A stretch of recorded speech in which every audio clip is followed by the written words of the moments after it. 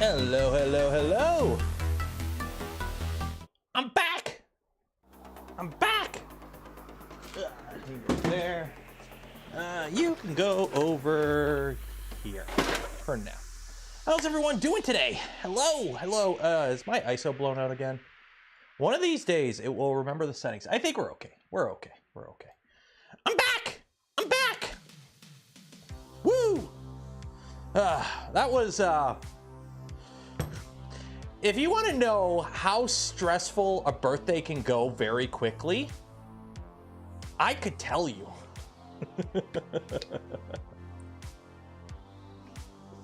That was the quickest my day has ever gone from happy-go-lucky, this is going pretty good, we're having a good time, to existential dread. Because I'm like, did I just lose my job? Andrew Rogers, $10 for the welcome back fund. Cheers and appreciated. Just a heads up, the very first thing we're going to do today is the draw from last week's stream. Because we never finished that, obviously. Moving back. There we go. Thunder Keys gifted a community membership. Cheers and appreciate it. Okay, so for those that are wondering what happened, I think I can talk about it. I don't see why I can't talk about it. Yeah, so at 9 minutes and 51 seconds into Friday's stream, a community reported violation of YouTube's live streaming terms of content rules was violated. Community reported. During that time, I was showing off some props from my Helldivers, I think the helmet's up there, Helldivers 2 suit that's in progress, and it was reported to YouTube that I was handling a firearm on a live stream, which is a straight up no-no, and I got slapped on the wrist. Spice King gifted 10 community memberships, cheers and appreciated. Elf310 gifted 5 community memberships, cheers and appreciated. Fabrico, hello Fabrico, see ya at Rocky Mountain. I didn't get fired. I'm glad I didn't get fired either. Bearded Bucket gifted 5 community memberships, and Fabrico gifted 10 community memberships. So yeah, so I don't know, obviously they can't give me all the details, like, the system is a mixture of real world, AI, bot, it's hard to say what happened. So TLDR, the stream was flagged for violation of community rules. The specific community rule was handling a firearm during a live stream. Don't handle firearms during live stream. And here's the thing, I fully support YouTube's rule here. I have nothing against YouTube's rule here because, let's be honest, people have done dumb stuff on live streams. Those rules exist for a reason. I support those rules, okay? Because we can't have nice things because of certain people. So I support that rule. The problem is when the rules applied incorrectly, in my case, where I'm flagged for holding a firearm, when obviously it was, I have it out of screen right now, I'm not gonna put it on screen, essentially a 3D printed prop, okay? So if you're gonna enforce the rules just have to be enforceable, and if they're not enforced correctly, you just need to revert it, simple as that. The problem is the system was like, my initial appeal was auto-rejected, because it's such a serious violation, it was just auto-rejected according to YouTube's rules. So I had to go through the whole process of dealing with a manager. So luckily I talked with somebody through YouTube chat who escalated to their manager. I did, you know, the shitty thing is half the time you have to make noise to get things done. So I had some people reach out to me that were part of larger channels that have actual YouTube reps, because fun fact, nobody gets YouTube reps anymore. Unless you're like 15 million Andy, or you're like MKHB or like Mr. Beast, you don't get a YouTube rep anymore. The days of everyone having a YouTube rep don't exist. You don't get a YouTube rep. I don't have a direct contact at YouTube. I go to the help window and whoever pops up first is what I get. So yeah, so apparently it was a community flag violation, so that means somebody reported it. I'm not ratting anyone out. Please don't witch hunt. I don't know who it is. Don't witch hunt. That's at least what it says. For all I know, that's just a canned response. I don't know. So please don't witch hunt. So yeah, so it got reversed. It was actually, as far as I'm aware, it was actually reversed Saturday morning, because I checked my channel Saturday morning and I had the ability to live stream restored. So what happened was, when I was live, I didn't know what happened, because I was talking about how, you know, for those wondering, it took me less time to replace the gantry and all the wiring on my Magneto X than it did to replace the single bed wire on my Bamboo X1C. That's what I was talking about. And all of a sudden the stream went down. Millennium Machine, £2. Cheers and appreciate it. Evo Steve 9 gifted 1 community membership. Cheers and appreciate it. Jerdackle, €10 for the unemployment insurance fund. Cheers and appreciate it. I don't know if I paid to that. I can't remember. I don't know. I pay my taxes. So I didn't know what happened. I did not know what happened because all of a sudden I'm streaming, and if you're wondering what my overlay looks like right now, this is what I see. Okay, this is what I see. So I'm looking at this window here. I'm looking at this screen. There's OBS, and there's you guys.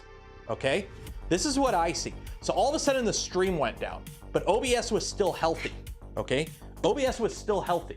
So I'm like, what's going on here? My stream's down. So I pull up the window and it said stream offline for community guideline or copyright. There's a generic thing. So at first I thought what had happened before, where I was playing a playlist and it accidentally rolled into non-copyright free music. And if you are playing copyright stuff on YouTube, you can get a live copyright strike. So if I were to start playing a movie right now, I would get taken off the air for copyright violation. So I thought that's what happened first. That's why my first post when I tweeted about it was just me going because I didn't know what happened, because I didn't get an email yet or anything. The email came a couple minutes later. So I thought I just got a copyright strike for music or something. And I'm like, I'll just go back live. Derek gifted 5 community memberships. Cheers and appreciated. Kenneth, $10. Welcome back. Thank you.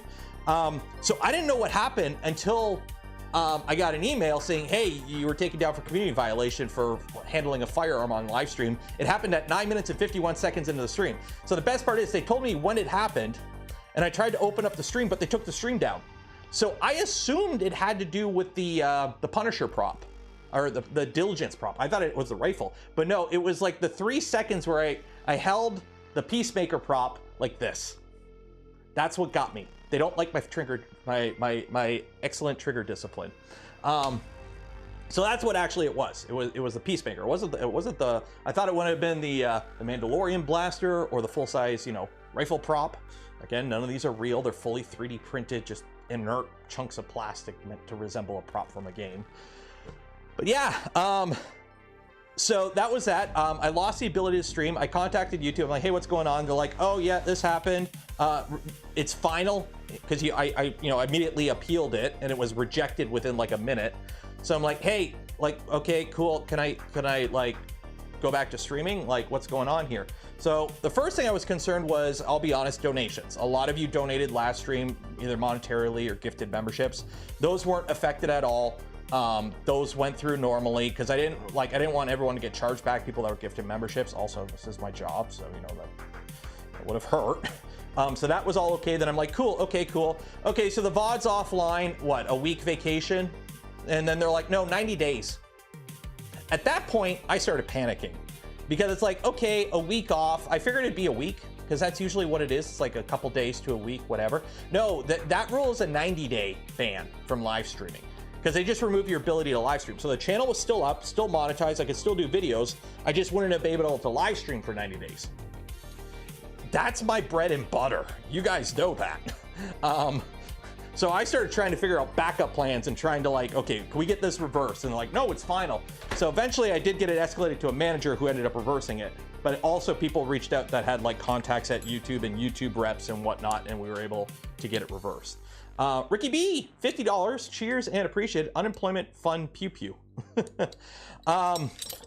So what actually happened was Saturday morning, I checked the channel because I couldn't find any violation. You go through your YouTube page and it's restrictions on your channel, and it'll be you're not monetized. I had no restrictions on my channel. But if I click go live, it wouldn't give me the option. It would just say it was restricted or something. Well, mid-afternoon on Saturday, I checked the channel again, and I had the ability to live stream reinstate it. But I hadn't received an actual okay from YouTube, because the last thing I got from YouTube was, hey, we're looking into it, we'll contact you when we have an update. So I didn't want to go live Saturday night. I probably could have, but I didn't want to go live Saturday night and then YouTube reach out and be like, oh, that was an error. You're still banned, and now we're going to hit you for ban violation or something like that. Because I had people invite me to go on a stream, like, hey, you know, do you want to come on my stream this weekend and we'll talk about it? And I'm like, no, I am banned from live streaming on YouTube. If I go on your stream, I get hit with ban violation. If you get hit with ban violation, the same thing happens to me that happened to 3D Print General. Okay, you don't try and circumvent the ban. Okay, you can complain about the ban, you can try and get out of the ban, but do not circumvent the ban because you'll just get in more trouble.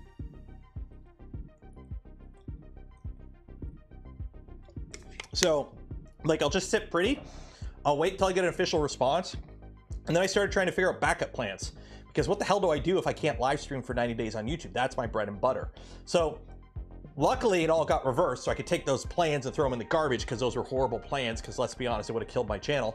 But the plan was basically to try and do 2 videos a week, like basically a normal video and then like an under 10-minute like little short video. So it'd be like a normal video on Friday, a little short minute video on Saturday, or correction, Tuesdays. And then the plan was Friday nights, I would just do what we would normally do and stream on Twitch. And then Sunday morning, I would put the VOD on YouTube. The problem is that splits my audience. It breaks up my audience. Twitch payouts are shit. You lose half your money to Twitch. I don't want, if you want to give me money to support my channel, I'd rather the money go to me than YouTube. I'm sure you would prefer, if you were supporting a creator, that the majority of the money that you give to the creator goes to the creator and not Amazon. So Twitch was kind of like the last option. Why not stream on Twitch? Because Twitch is a dead platform. If what you do is only consumed while live, Twitch makes sense. So, for example, I stream video games on Twitch. Wednesday or Thursday, Helldivers 2, we're streaming on Twitch. I'm going to try and get a community game day going in the morning. It'll be like 11 to 2 a.m. Or 11 a.m. to 2 p.m. Eastern time zone. So we'll do that tomorrow or Thursday, community stream night, or afternoon. But this kind of content, one of my most viewed video is a build video on a live stream because people watch my stuff months later. So it makes no sense to dual stream. I have no audience on Twitch for this kind of stuff. And the audience on Twitch for this is very limited. If you're gonna watch me, you're gonna watch me on this platform. Very rarely, like, dual streaming doesn't work once you get to a certain size, except for very limited cases. WAN show, for example, makes sense because they don't react to the audience, they react to purchases from their store. Because Twitch actually has a rule, if you are live streaming on Twitch and multi-streaming, you are not allowed to interact on non-Twitch chats. The majority of you are on YouTube. So either I'd have to completely ignore Twitch chat or ignore YouTube chat. So. YouTube's lack of discoverability with stream sucks. The key is, and I can tell you this because I've been, you know, full-time content creator on YouTube for over 2 years and doing this at a, you know, side job to job for 4 years now. Streams have a much better ROI on YouTube. Return on investment is insane. I can go live for 3 hours and I'll make more on average after like ad revenue pays out and donations than any of my videos have ever done ever, even my best video. Because the ROI is just insane with live stream, because especially it's a 3-hour live stream, a lot of people listen to it, they do ads, the ad payouts are much better. It just makes more sense. Plus people donate during live streams. People don't do that on videos. But you don't grow a channel with live streams. You grow a channel with videos and shorts, and those people end up watching your live streams. So you don't grow with live streams, but you can make a good living with live streams if you already can have an audience. I lucked out when I started because I added everyone at the Vor on Discord when I went live when I first started streaming.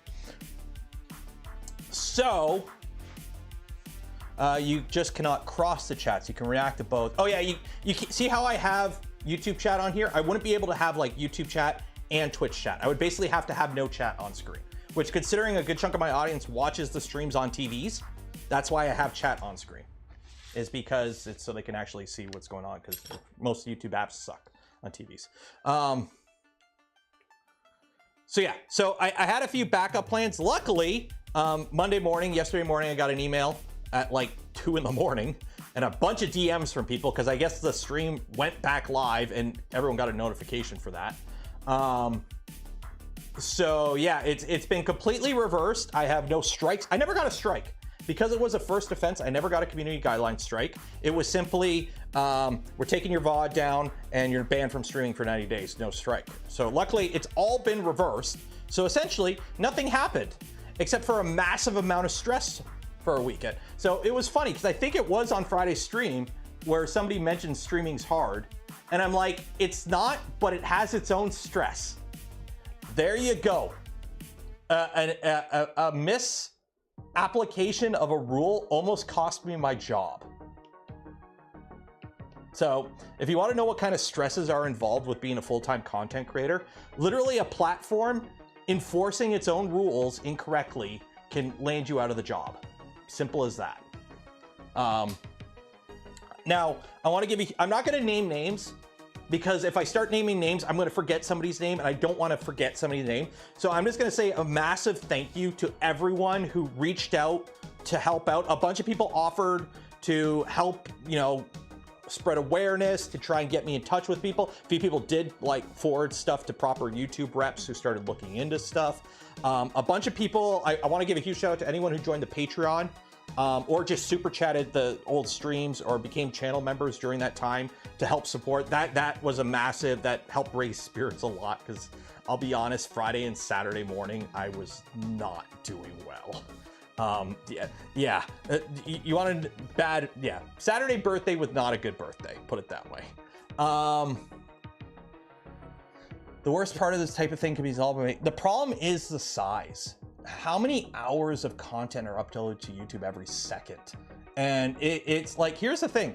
I made a bunch of noise about it on Twitter because the shitty thing is I hate making noise about this kind of stuff, but that's like the only way you can get certain things resolved. Unfortunately, a lot of times it's just getting community action involved.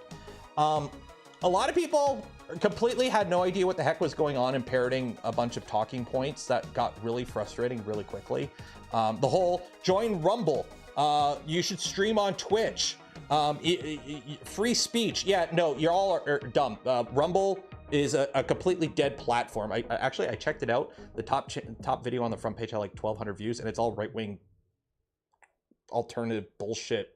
I don't want to be associated with that. Also, 3D Print General's been on Rumble. Nothing against the guy, but he's been on Rumble for 3 years and he's made $17. Rumble is not a viable platform unless you are already a essentially right-wing figurehead. Let's be honest. So Rumble's dead. Twitch would split my audience and it might work, but it wouldn't work good. Same with, you know, Twitter's a completely dead platform for content creation. Let's be honest. Nobody actually watches any content on, because here's the thing.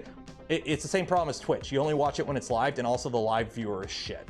So Twitch is a dead platform for that. And also freedom of speech. No, it has nothing to do with freedom of speech, you numpty. Don't dilute proper causes by associating it with everything. This had nothing to do with DEA or DEI or whatever the hell your current talking point is, because now you switch from woke to that. It has nothing to do with that at YouTube. It was a rule that I actually support being enforced correctly or incorrectly, and me trying to get it reviewed. And guess what? It was reviewed and it was reversed because the rule was not followed properly. I support the rule they have in place. It's just it needs to be enforced better, or it just needs to be, false flags need to be rectified easier. That's my complaint. It has nothing to do with free speech. It's YouTube's house, okay? You wouldn't let me go into your house and say anything I want, and then if you didn't like it, I could just go, oh, free speech, I'm allowed to do what I want. I'm in your house.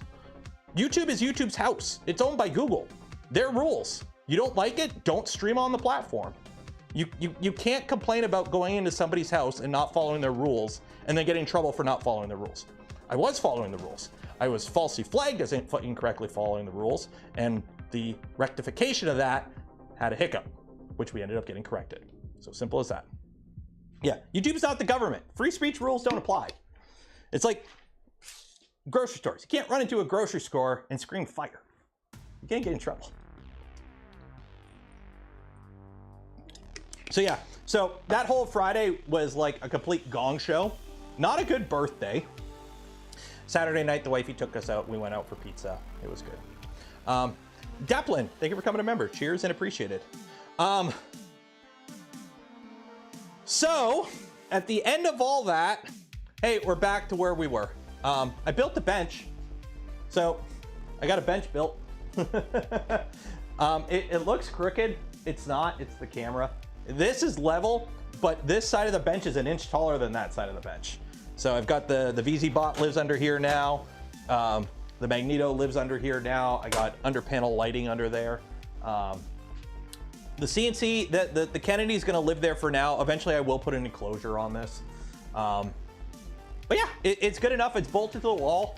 Should be stable enough. So let's finish the Milo. That was yesterday's project. I went out Saturday night after I thought everything was gonna be resolved because I got the ability to stream back. So I went, bought a bunch of wood, and then yesterday I built that. What, you don't want chips anywhere? So the plan is for this, I don't have it set up yet, but the plan is I'm gonna get some Coroplast sheets with like the magnets on them. Like I got like I don't know where I put it. Like the stick-on magnets, these kind of things. I got strips of them somewhere. So I can just like basically have a curtain around this because the back's all closed off. So nothing gets down the back. And then I just put a sheet on each side and then just put a curtain in the front. And that should stop any chips or dust or anything from, you know, any work on top of the bench getting into the printers. Simple as that. Also, it'll help keep them warm.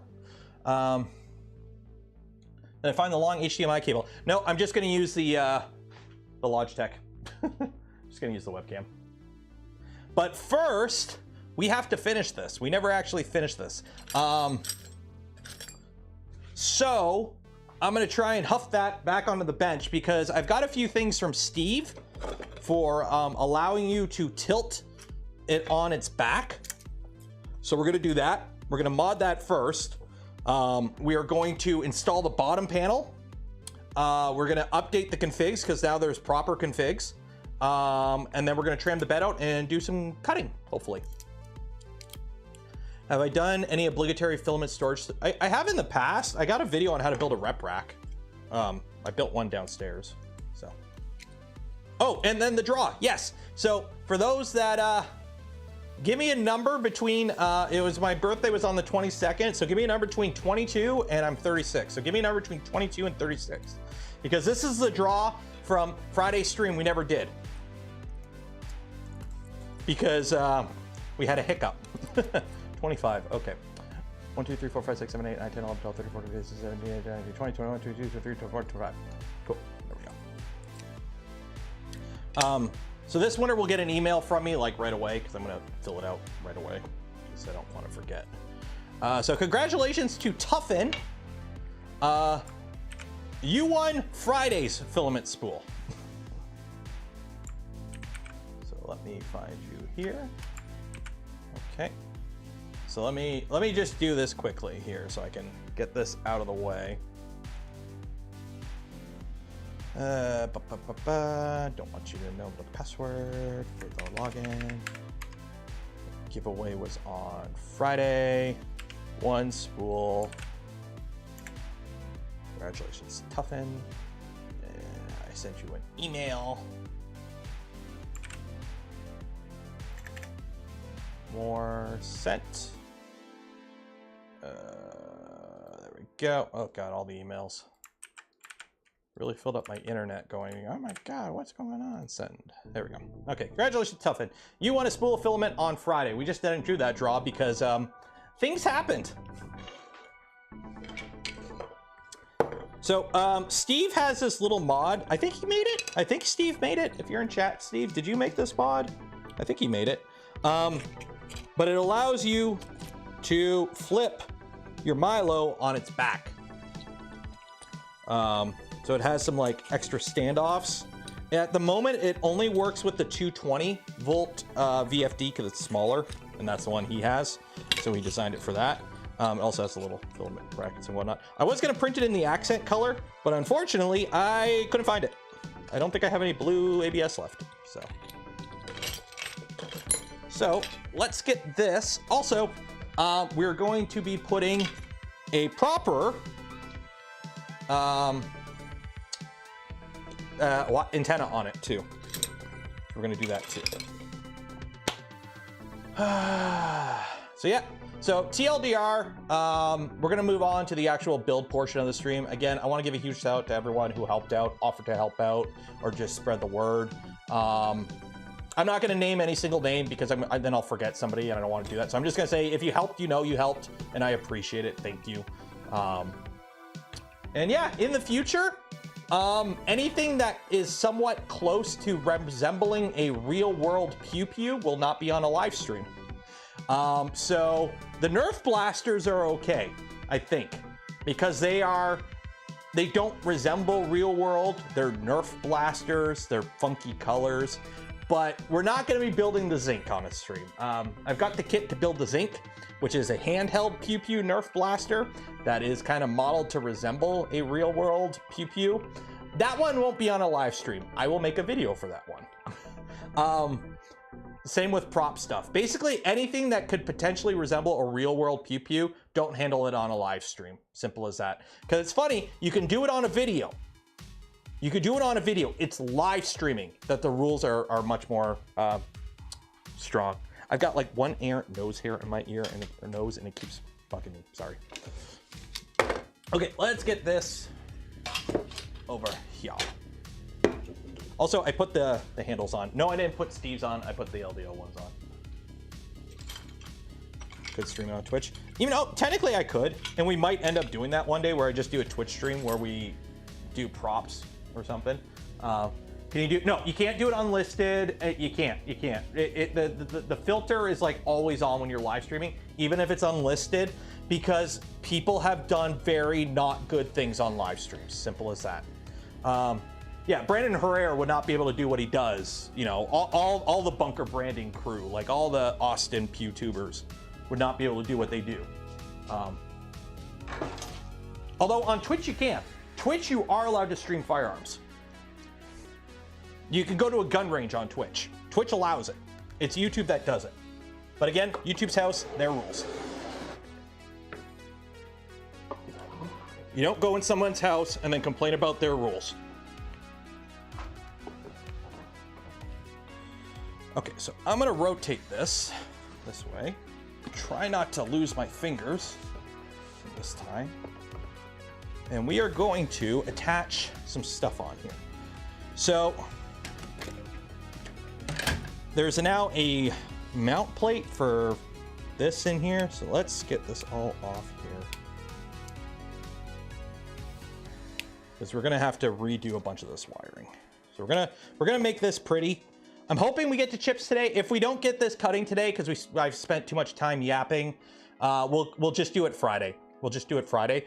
The big giveaway draw for the 50% coupon, we are gonna do today though. So I think at any point I could just hit file print on this. We'll see. But we've got some stuff to do here. So first things first, there's cable. Let me see how Steve did it, because let me link this mod here, because I'm sure a bunch of people are going to be interested in this. Here. So this is the mod. So you got this here. Yeah, so you got some cables coming up top. Okay, so I'm gonna have to reroute some cables there. You got this. So you get this right here that protects your VFD, and then you get some extended feet that stick out the back, so that you can literally just tilt it on its back. Simple as that. So let me heat up my iron here. I gotta do some heat sets. And we'll get going on this.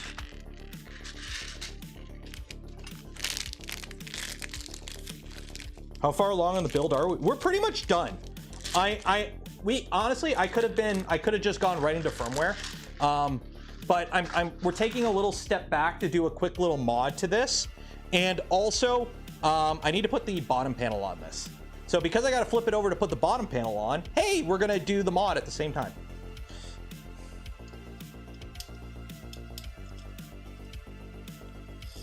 Okay, so there's that one. You don't damage the bed cable. There is no bed cable.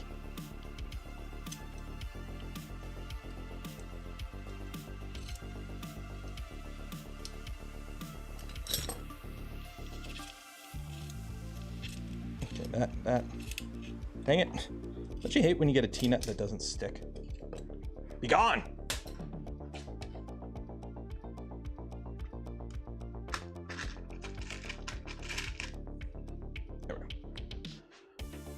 Are we gonna burr for real? We should be burring for real today. Uh-oh. Yeah, we should be getting some. I think we'll probably just end up engraving a logo or something on a 2x4. Because I don't have a vise for this, unfortunately. I don't have a vise yet. I gotta do that. How do I get this off? I'll just slide it off. Can you just slide these off? How do these come off?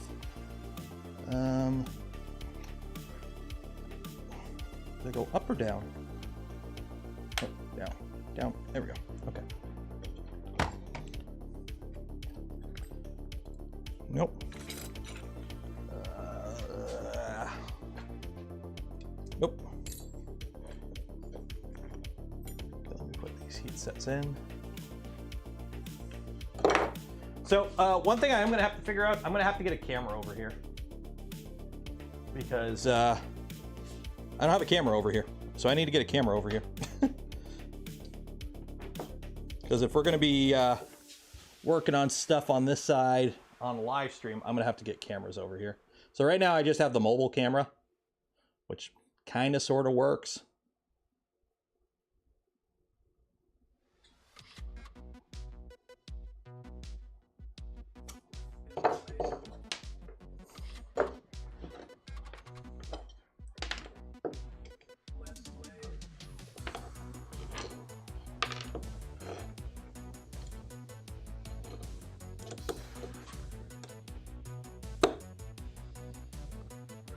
And the problem is when I'm over here, I can't see chat. Yell louder, chat. I can't read you from over here. I can't read you. Oh God, do I need to get, I need to get better glasses. Oh shit. I think it's time for an upgrade on my glasses, guys.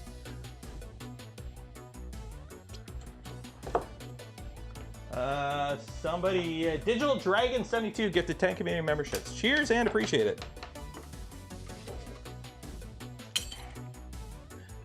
One-piece skirt panels. I did not. I was gonna do them and then I just didn't.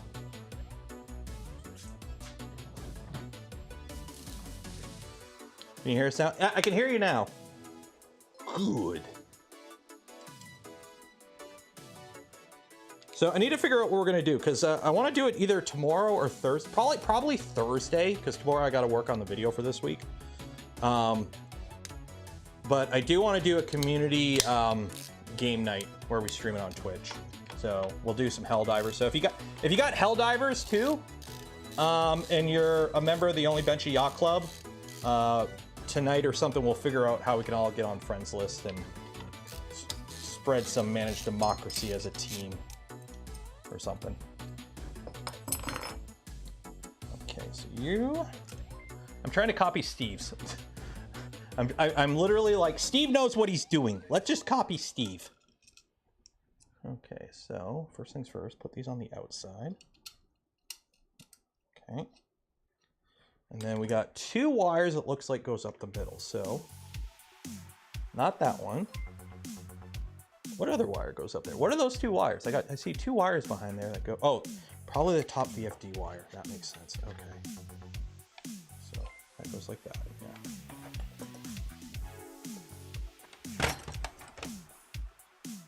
Jam you in there.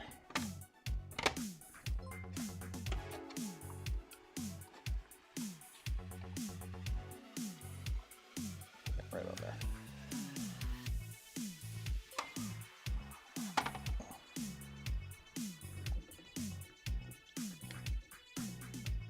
There we go.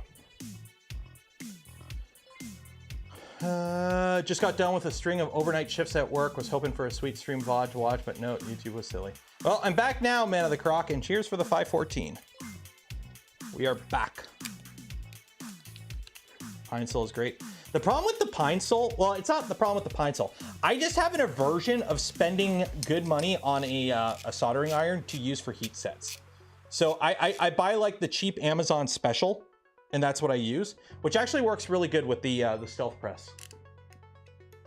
Hey Steve, I'm doing your mod. Although I'm trying to figure out how you made this fit. Mine doesn't fit. I don't want it to stick out that way. That's annoying. How'd you get it to work? It doesn't line up. I can't line up both holes. I mean, I can make it work. We can make it work.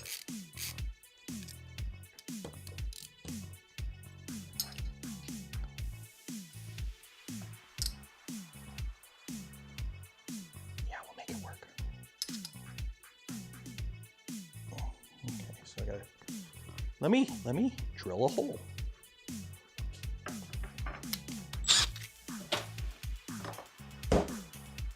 Let me drill a hole. Because I can do that. I have tools. I have tools that can do things that I tell the tools to do.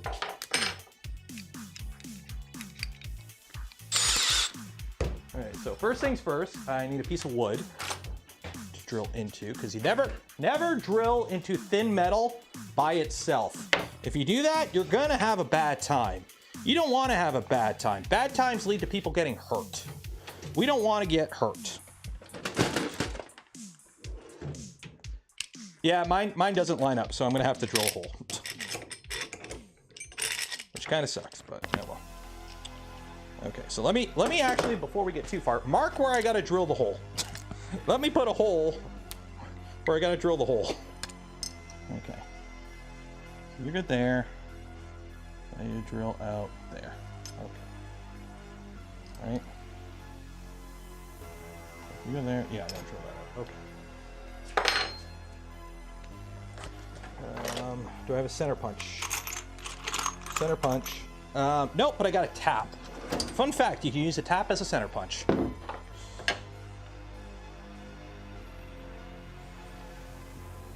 About there. Sure, that works.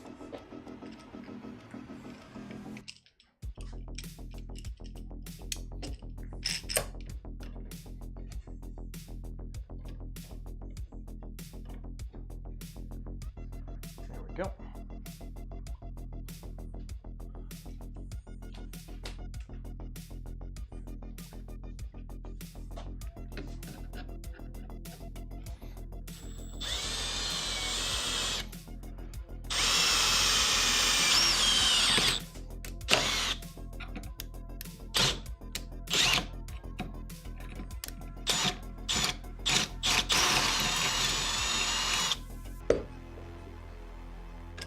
Go.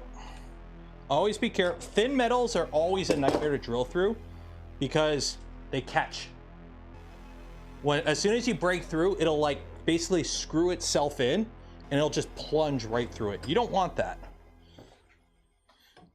You kind of don't want that. Now we've got burrs on this that I got to clean up.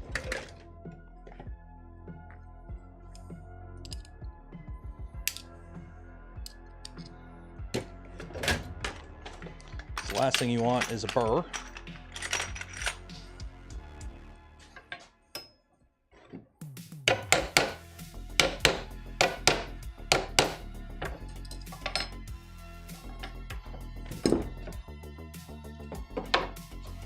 Drove right into my brand new bench too. Go.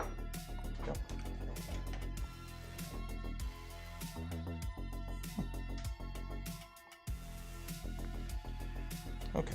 Now, you go in there.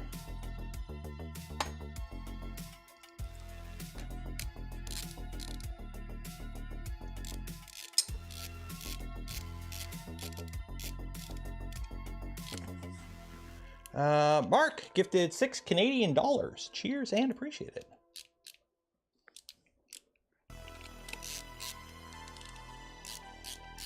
There we go.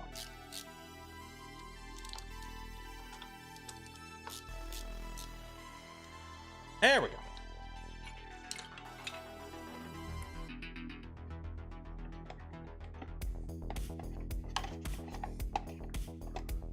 Now,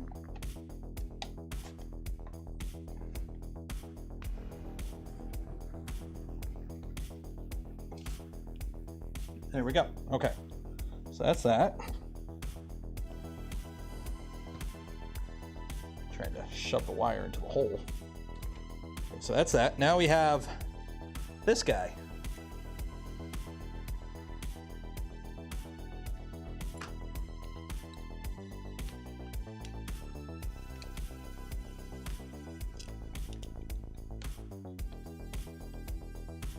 Okay, so this slides on like this, I think.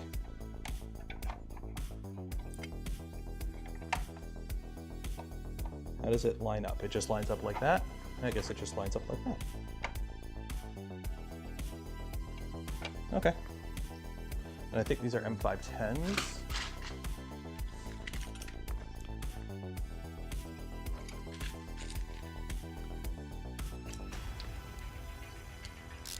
Move the VFD up a bit.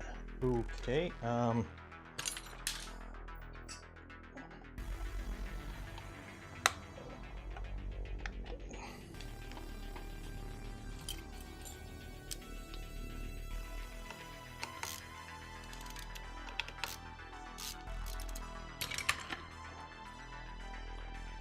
Like right about there.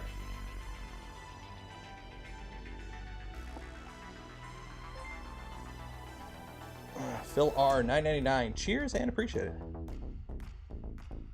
If you put it at the top, okay, if you put the top of the DIN rail 45 millimeters down from the top. Okay, let me, where to put my scale? 45 millimeters down. Oh, I gotta really go up. So, like right about there? That's way up there, but okay. Which means I gotta slide this cable out. Come on.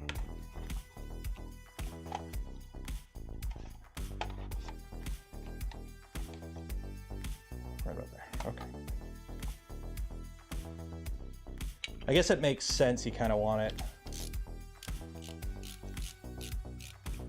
further up at the top. Make sure this is level.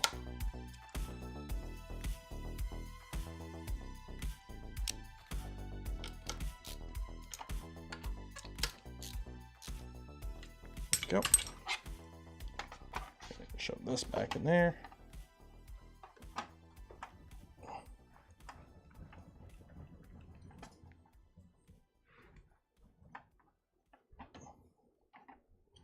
Okay.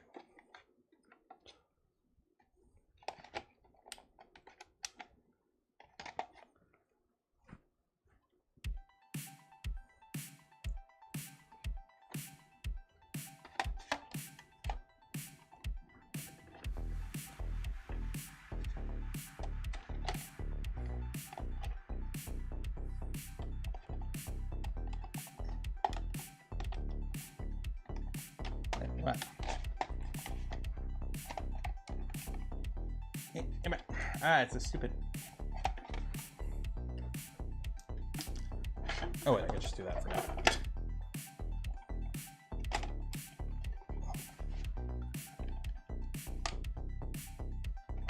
There we go. There we go. Okay. So that's that. So that's held on there. This guy slides in like that, and that'll protect that. So we need these, and these are M510s. What do you do with memberships? Yeah, every month we do a members only live stream where we hang out and do cool stuff. And because you're a channel member, you get to hang out in those things. Although the original plan was to do it this week. I may move it to next, or actually no, this is the last week of the month. Yeah, we'll do it this week at some point. Probably maybe tomorrow, we'll see.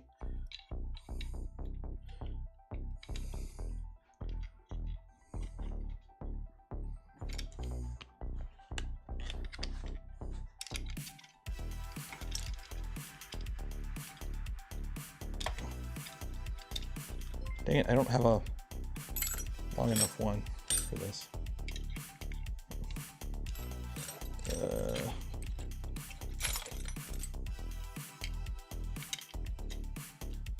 Oh, and the secret Discord too.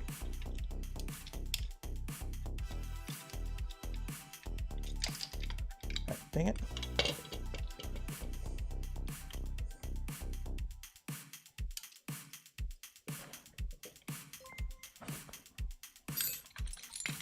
How do I not have the right size one with a ball on it?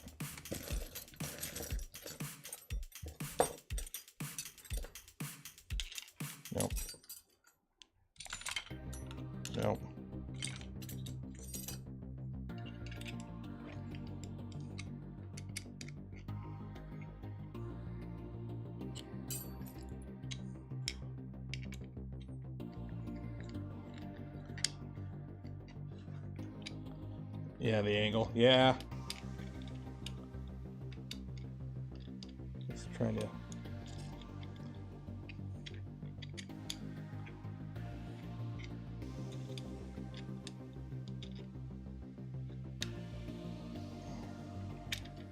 There we go. Okay, there's one.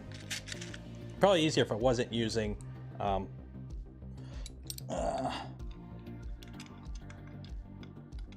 button heads, but that's all I got. Come on, slide down.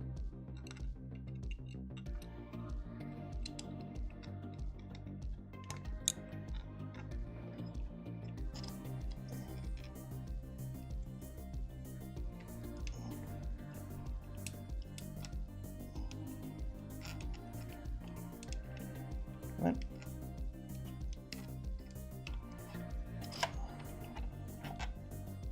There we go.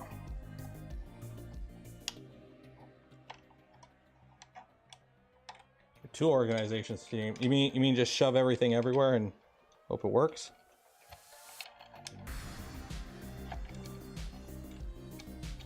Yeah, this is annoying. This is annoying. Come on. There we go. Got that one.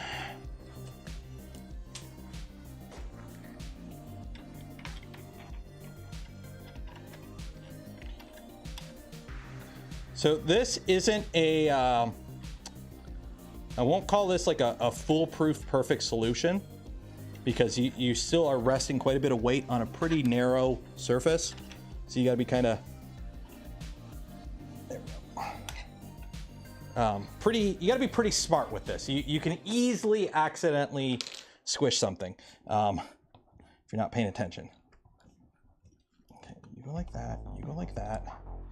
This attaches like that. Okay. So now I need some more of these. Yeah, it's not rock solid. You can knock this over. But for like, oh shoot, I need to quickly get underneath the, pull the SD card and stuff. It's more than enough. It's good for that.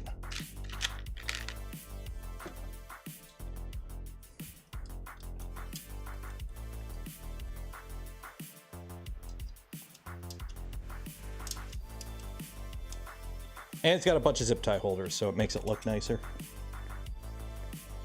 Because when it comes to CNC stuff, it's actually, you do want good cable management, because it'll make cleaning easier when you get it all covered with shit. So you kind of do actually want to have some pretty clean cable management when it comes to CNCs.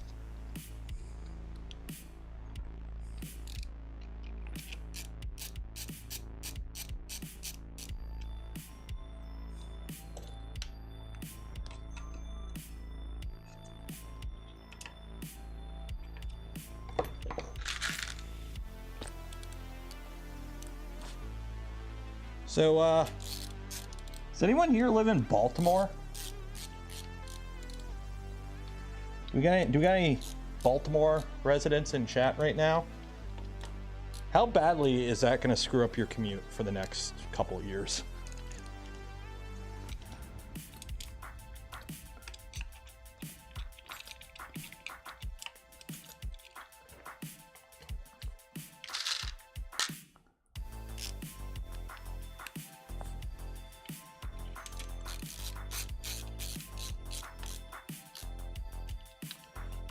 Milo team is doing pretty well on software firmware without opening the bottom.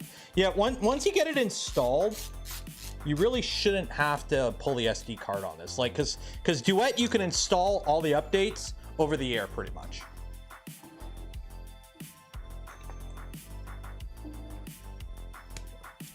Okay.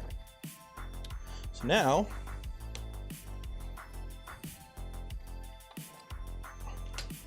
just trying to figure out why this cable is so flippin' long. I got half a mind to pull some of these cables back in. Like this. This just goes up here. Like, why? Oh well. Also, I screwed up. Because I put a cable underneath the... That shouldn't be like that. No, I screwed up. I screwed up. Oh well, whatever. Whatever. Yeah, like, ooh. Yeah.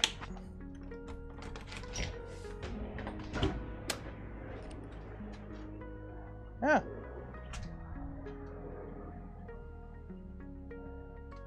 Huh. Coast Guard helicopter. It's always cool, see?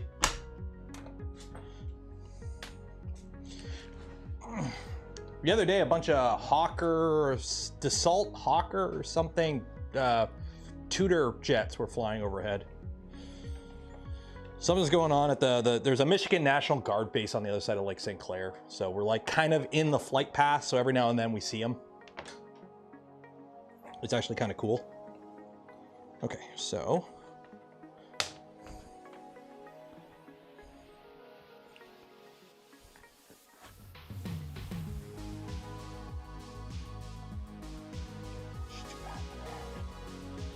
We'll do the Homer Simpson. We'll just jam it all in the back here. And if you don't see it, you don't see it, right? Why is there so much extra cable? Is there room under here to shove all the extra cable? I don't know.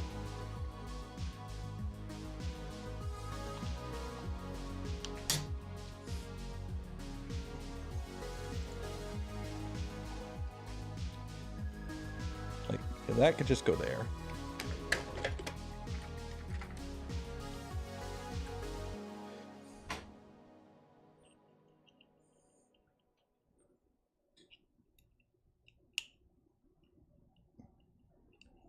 Can't get the zip size through. Uh-oh.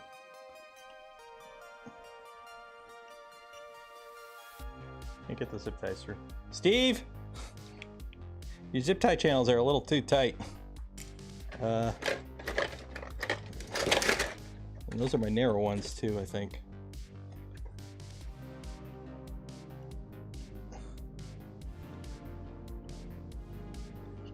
I can't get the zip ties through.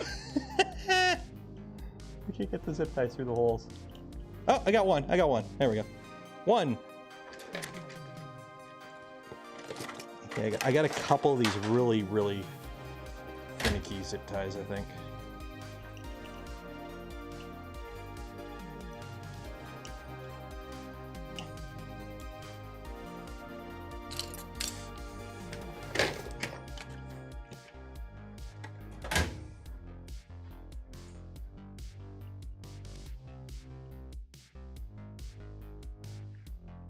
Maybe I gotta loosen the...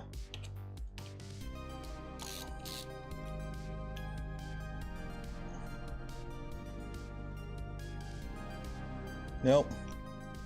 They're going somewhere, but they're not going where they need to go.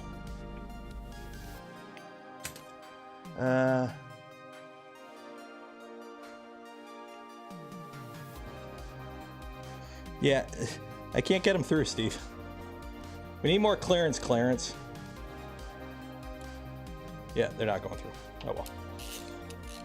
Well, I could put one in here. The rest will just get bundled up. Oh, you missed the comment about pre-routing the zip ties? Oh well, whatever. It's good enough for now. I'm honestly not too concerned.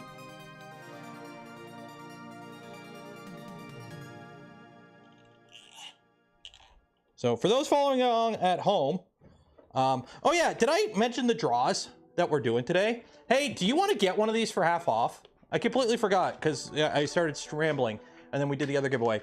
So in the video description, we have 3 giveaways today.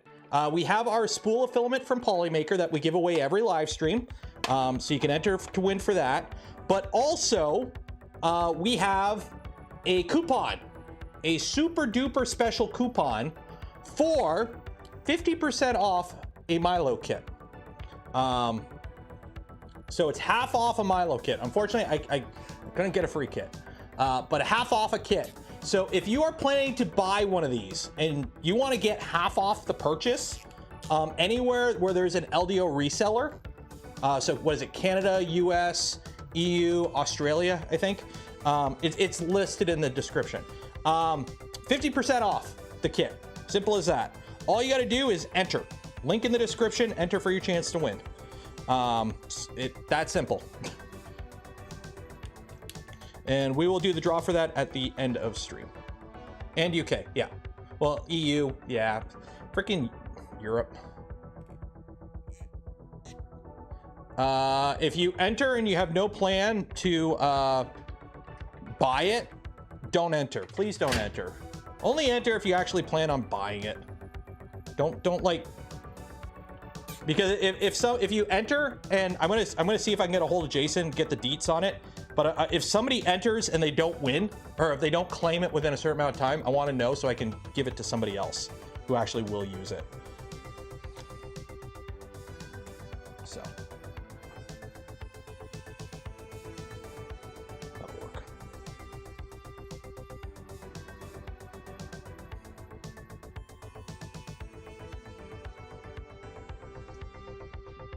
Because I'd rather go to somebody who's actually going to use it. You want one? Well then, Tim, enter for your chance to win. Because at the end of stream, we're going to give away one 50% coupon for one. We're going to give away one 50% coupon.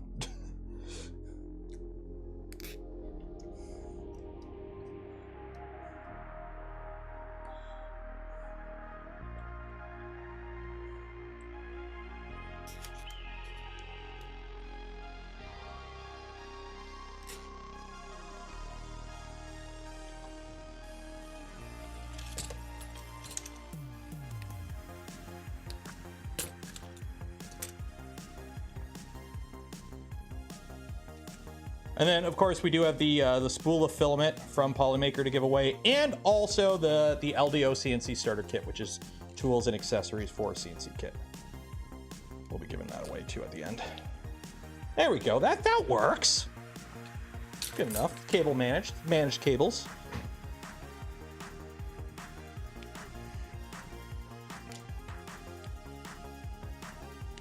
That's good enough.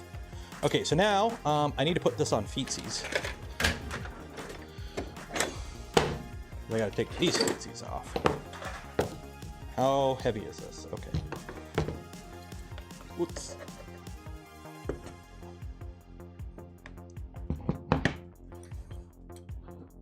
Yeah, I gotta put it up on jacks so we can take these off.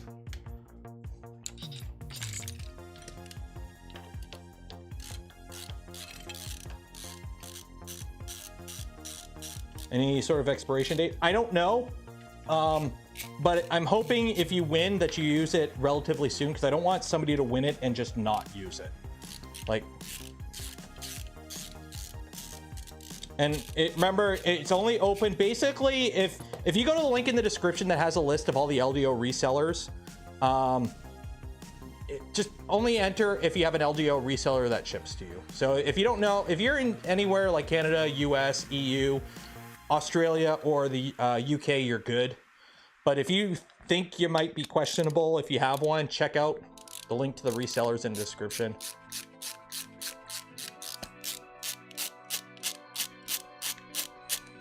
It's like, yeah, well, see, if this was parked in a bad neighborhood, the blocks would be in the middle, so that way you can rock it to take them out. And yes, I am leaving it on feet for now. Simply for the fact that I will be moving this around for a bit. Like, while I get the enclosure and everything set up. So I don't want to bolt it to the floor yet, essentially.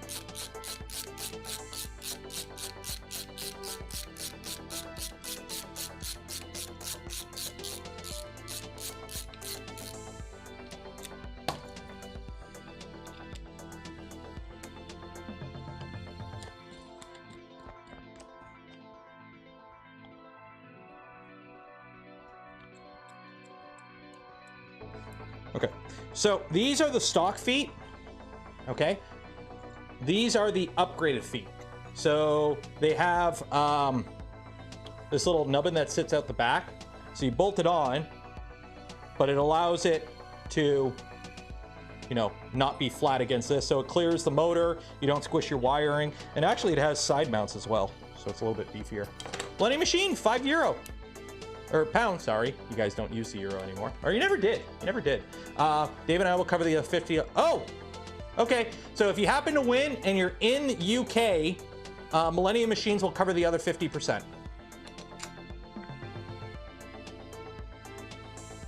I guess. Yeah. So if it's from DMS. So if you win in a location in the, well, I guess UK only. That's awesome. That is awesome. I'm really hoping the config stuff goes really good so we can get this going.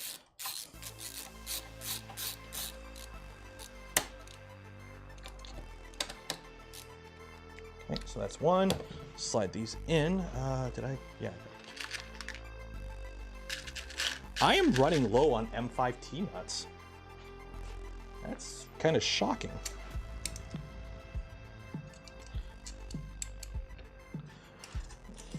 Wire that up. 1, 2. And M5 10s. I had a thing of M5 10s. Where did I put them? I had a little tray of M5 10s. Here's the T-nuts. Where did I put the M5 10s? Oh, I put them where the T-nuts go. Because I am the dumb.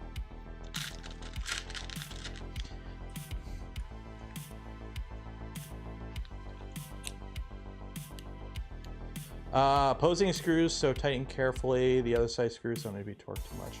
For what?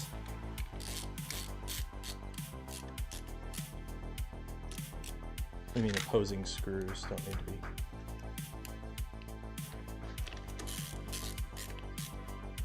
By the way, this should just be, this mod should just be added to this stock setup.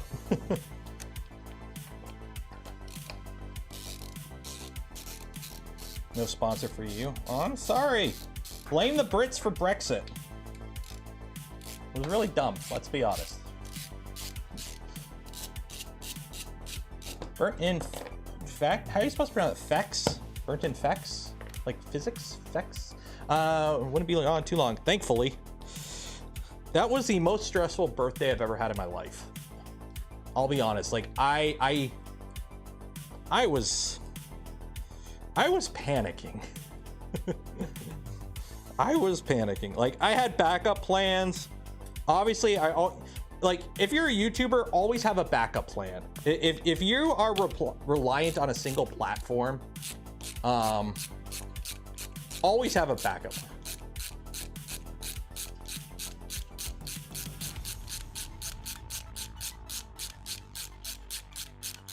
Always have a backup plan. And I solved the situation. It turns out the very first thing, after the stream on Friday, I reached out to YouTube. So I went on my YouTube, like my you know, the creator page, and I saw that I had a violation, a community violation. So I clicked appeal. You have like 500 words, so I wrote, you know, my paragraph. Hey, I was holding a completely inert, non-functional prop from a video game. It wasn't real in any way. It doesn't meet the definition of a firearm. Blah blah blah blah blah. I believe the flagging was incorrect, and then it was immediately rejected. So I opened up help chat, because on YouTube in the creator page you can actually open up help chat and talk to, I think it's a person. It's hard to say nowadays, but you could talk with a person at YouTube. And I'm like, hey, I just got, you know, a community violation. I believe it's incorrect. I would like to dispute it. And they're like, well, I see the appeal was rejected. That's final. And I'm like, no, it's not final. I wish to escalate this, speak to a supervisor, whatever I can do. And they're like, okay. So then I spoke to somebody else and they're like, cool. I won't be able to give you a response today, because this was Friday afternoon. Remember that. But I should be able, like, I'll email you a response as soon as I get a response. And I'm like, okay, cool. He's like, yeah, we'll look into it. Like, we spoke for a bunch. I explained the whole situation. I provided links to the files of all the props. I provided photos of the props showing that they were non-functional, completely inert chunks of plastic and whatnot. And they're like, cool, we'll get back to you hopefully by Monday. And then I got an email on Saturday going, hey, we're still looking into it. Just so you know. I'm like, cool. And then Monday they emailed me like, yep, it's been reversed. You're good to go. So I'm like, sweet. So the whole system actually worked properly. It took a weekend. That was the downside. Like it was like, okay, you're gonna have to wait, but we'll reverse it. I'm like, sweet. So my only real critique of the whole thing is like, that should have happened on the very first one. Like on my first appeal, it should have been reviewed by a human. Because that's a pretty serious thing. Like, don't get me wrong. Like, you know, a firearm on stream is a pretty big YouTube no-no. And for it to be auto-rejected, I'm like, a human should have looked at that. A human should have looked at that. It should not have been auto-rejected. I know ice cable or ice blade, $5. Cheers, appreciate it. Cables are super long, so you can run them. Oh, I know the cables are long, so you could run them outside. I know that. There we go. So I believe that's it, because it's like 4 printed parts. So unfortunately, I didn't have accent. I didn't have the accent blue anymore, so I couldn't use that. So now we can flip this on its back and put the bottom panels on. So let me jack it up so I can get the blocks out. There we go.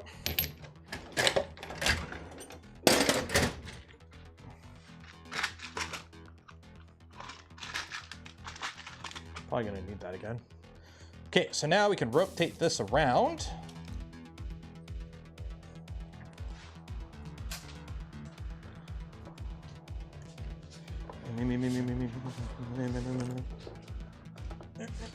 Whoa. We're good. Okay, there we go. Woo! Just a little hairy. Okay, so now I'm gonna move this low and right about middle because the motor's offset, so right about there. Okay, so now I should be able to tilt this up.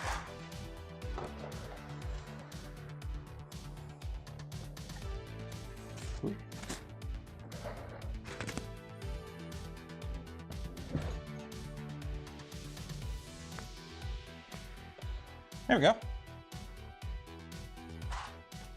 No wires are touching. It is you. Okay. Yeah, you really don't want to drop that bed back down. Lower the center of gravity as much as you can. Okay. Right about there. Okay. So first things first, let's get rid of this shitty antenna. So I'm probably gonna have to mod this. I'm gonna have to mod this front panel because I do want to have a little, so I can put the collet through.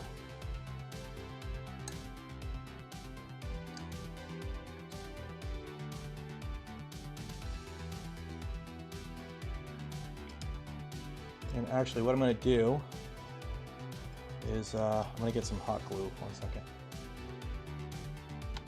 Okay. So for now, that's just gonna sneak up the front. Let me get my hot glue gun because I'm gonna put a little dollop of hot glue on that because that's something that you learn from if you do any FPV, that those itty bitty antenna connectors are very fragile and they suck. So I'm just gonna put a of hot glue on it just to hold it in place. And then I can screw this guy on here and we should have a better antenna. So I'll just figure out somehow to mount this for now. I'll probably just zip tie it. I'll just zip tie that for now. I'll just zip tie it.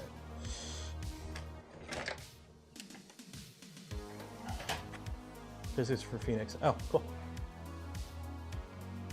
I'll just zip tie it for now.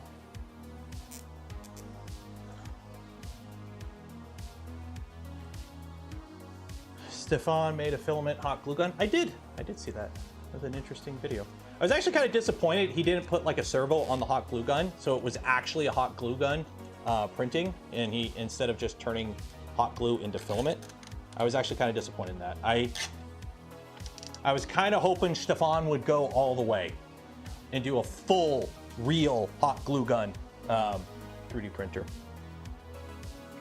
He was this close to perfection.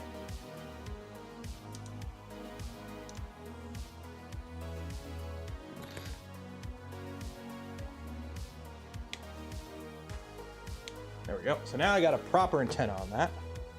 I can get rid of this little fragile thing. I am terrified leaving this vertical, by the way. I'm waiting for the hot glue to heat up. Okay, so we got our panel here. To make a Milo and Otis. What is that from? I know that name, Milo and Otis. Was that the kid with the time machine? Is that the kid with the time machine?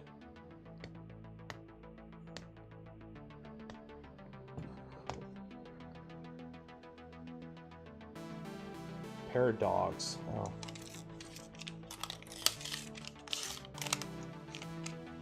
Dog movies. Oh.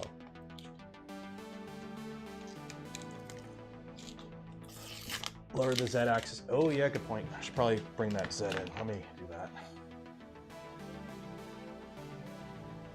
Kind of sucks you have to hold the belt. Like the Z axis, you can't easily move it like you can the X and Y, but it makes sense. You don't really move the Z.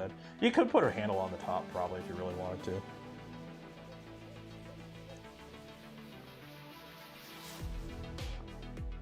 There we go. Movie was Cat and Dog. Cat Dog. Remember Cat Dog? That era Nickelodeon shows was weird. Was it Nickelodeon or was that Cartoon? That was Cartoon Network.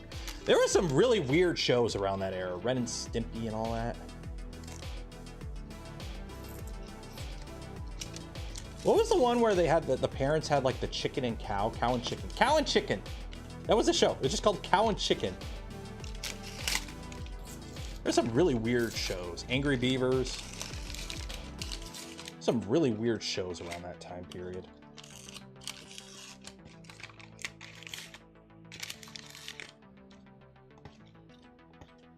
Rocco's Modern Life. That one always was, I found that one weird as a kid.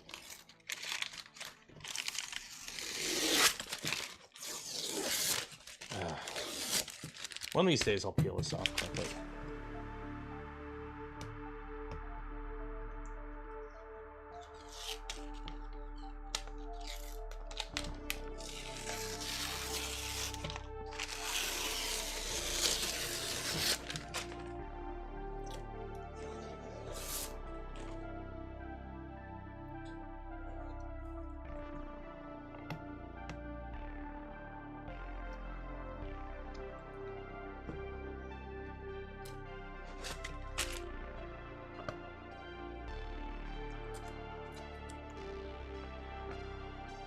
We should be pretty close because all I got to do is put the fans on this, and then we got to flip it up, power it on, and then copy over the config, and then we can probably mill something.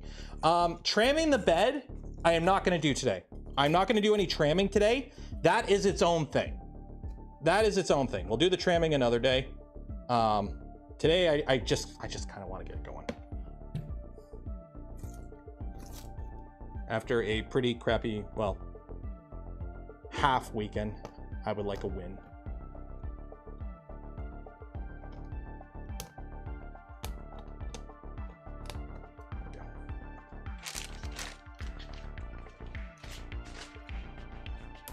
Okay, so I do have, what is it? It's 2 fans, right? I got them in here somewhere. Yeah, they're right here.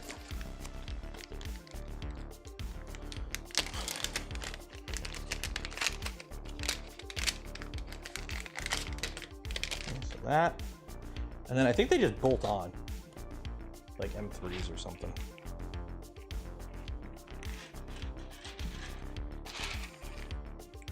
Which I don't even have.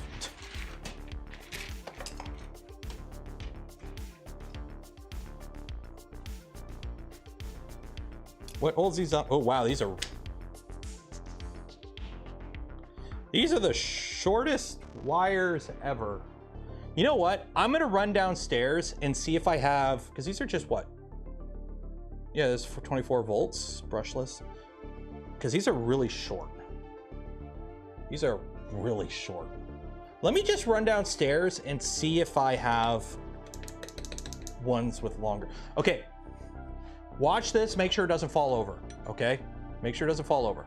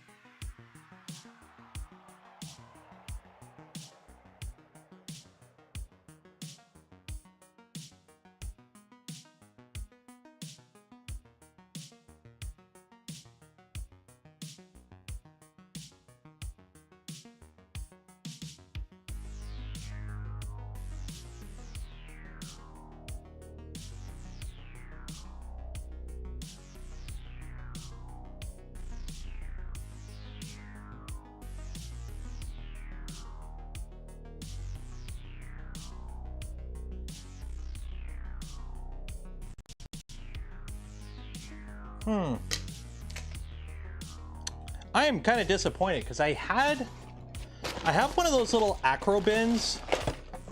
Not acro bins. Yeah, shoot. I don't know where it went. I had one of these that was like full of fans at one point.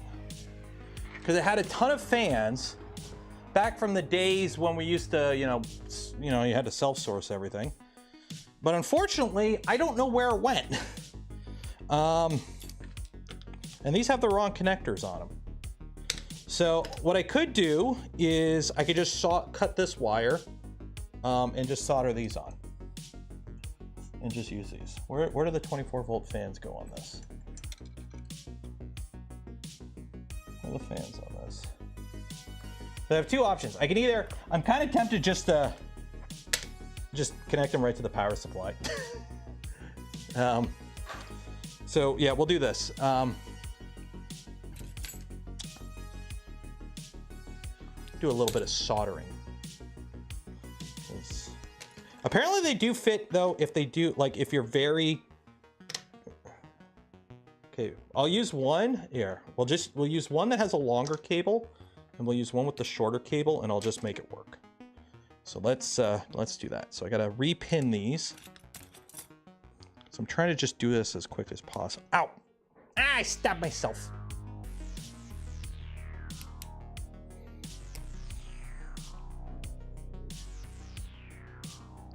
Ow. I'm bleeding. That makes me the winner.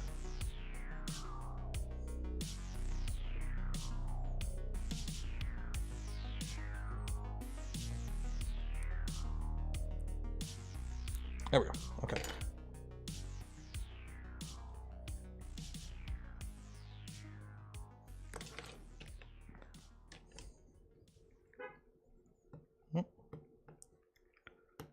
I hear a car in the driveway. Someone's home from school. Okay, where is the pinout for this? So this is a Fly CDY V3 pinout.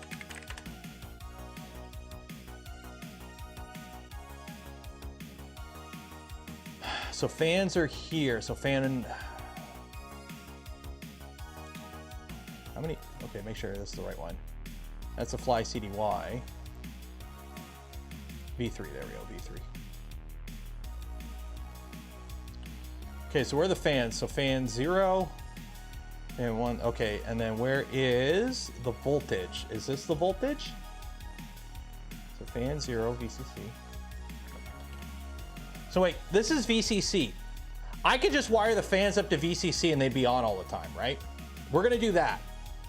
I really don't want to deal with config. Like, this is a CNC machine. I'd rather this be bulletproof. So I want the fans to just turn on. So this right here and this right here are always on fan headers, right? That's what these look like, VCC and VCC and VCC. So I'm just gonna plug the fans into that because this isn't like a 3D printer. I'm not gonna be remote starting CNC jobs. This will only be on when I'm in the room with it, actively using it. So I really don't care about fans like automatically turning on and off. So we'll go with that. So that goes like that. And red at the bottom. Oh my God. What is that for? Bring it here, buddy. Bring it to Daddy. What? Where? Did you get this from school or no? You wanted to get that? You wanted to get that? Aww. That was $1 for it. You wanted what? Oh, you wanted to get, how many balloons did you get me? Don't count. Count them. 1, 2, 3, 4, 5, 6. Is it because I'm 36? No, only 6. Only 6? Aw, thank you. Yeah, earlier, or only 5 earlier. Aw, Yeah, Mom. There you go. thank you, buddy. Here, give Daddy a hug. Hey, thank you. Love you.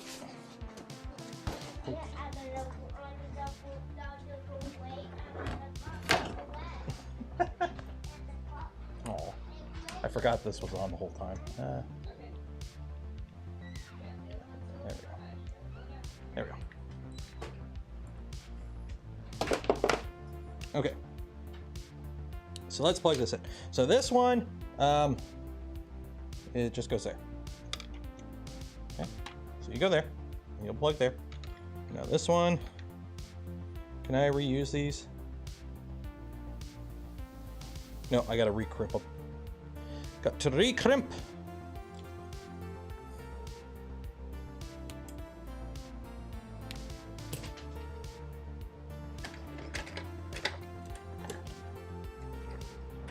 apparently he got it in his head that I needed to get balloons for my birthday. You know, it was on Friday. But because I didn't get balloons on Friday, I need to get balloons today.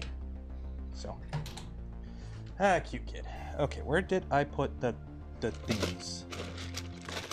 Where did I put my printing stuff? Because I, of course, have completely moved everything. So, of course, I don't know where anything is right now because I'm in the middle of renovating. I mean, I could be very, you know what? We're gonna solder on an extension because I'd rather have an extension. I'd rather it be long enough.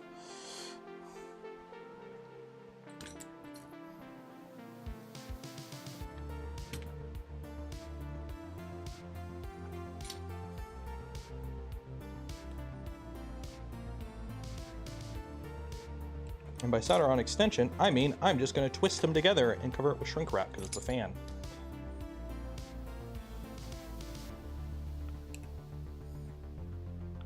And I really don't care. Do it quick.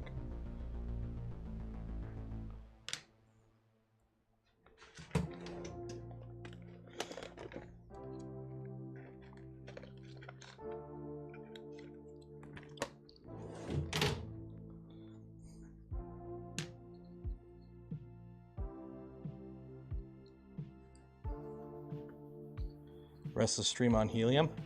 No. No.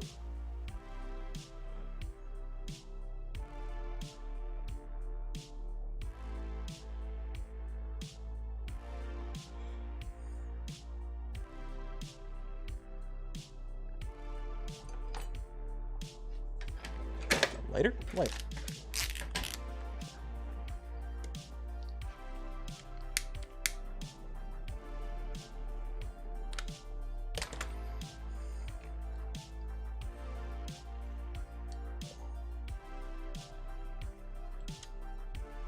Maximum effort. I want to make chips. I really want to get this going. And it's a fan.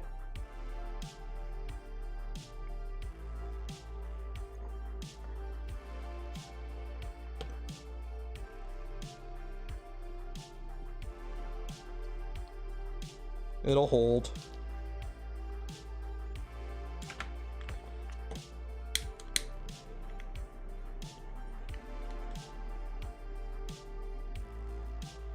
There we go.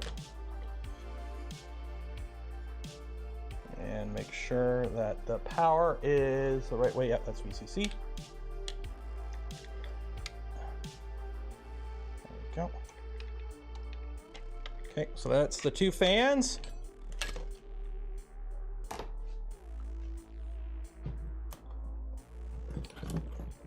Now I need to screw them to the plate. So they just go through, I guess. I mean, you're gonna want the fans on the inside, right? You don't want, yeah, you don't want the fans on the outside. So you want them on the inside. So, okay, you can put a nut on that side. Would you want the fans blowing out or blowing in? Because they're right here. Like if they blow in, you're gonna get all kinds of stuff blown in there. If you blow out, you're still moving the air. Would you want the fans blowing out? Millennium Machines, okay. If the guy who designed the machine says blow in, they blow in. We'll go with that. I am running low on so many. My stock of screws is getting very depleted very quickly.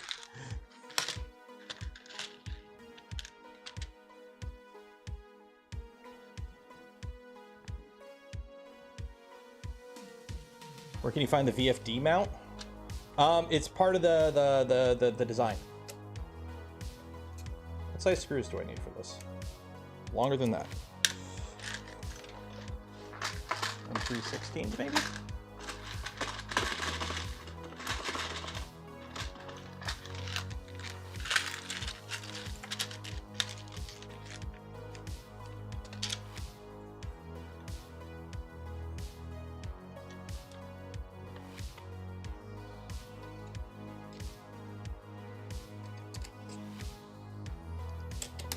There we go. Okay.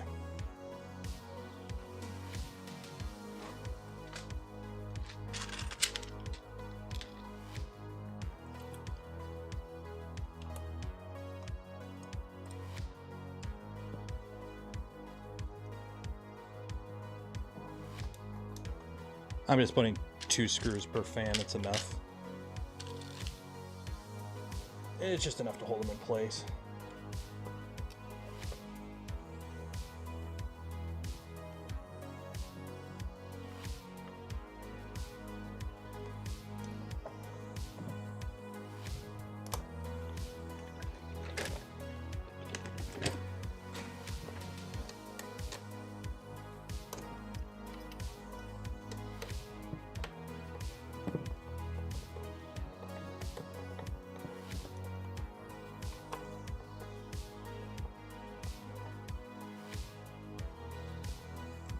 Go.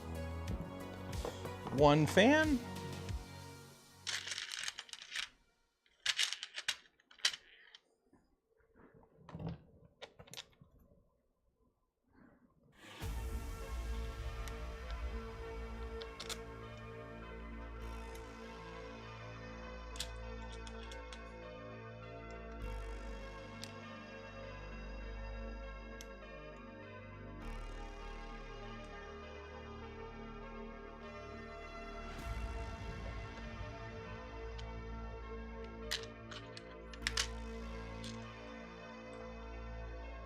Put a filter. I could put a filter. I'll be honest, I don't know how long I'm going to run it in this configuration for, because I probably will want to switch this over to a remote electronics box pretty quickly.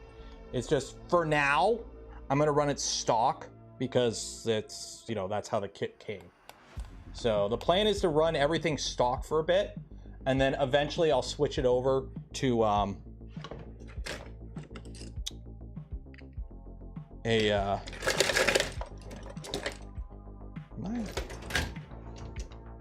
don't even know where I put those. Oh, here. I'll switch it over to a independent electronics box. I'd rather the electronics not be attached to the CNC, obviously. For now, it kind of will work because that's how the kit came, and it's like the easiest, simplest way to get it going. But in my case here, I'm going to switch it over eventually to a separate electronics box, because you don't want a machine pooping where eating where it poops. Okay, you don't. So, okay, just double check that they're both 24-volt fans. Yeah. Okay. It goes like that. Make sure nothing is touching.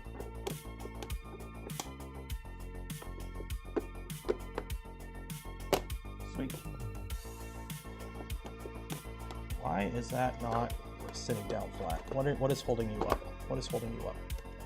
What's holding you up? Something is making this not sit flat. Why aren't you sitting flat?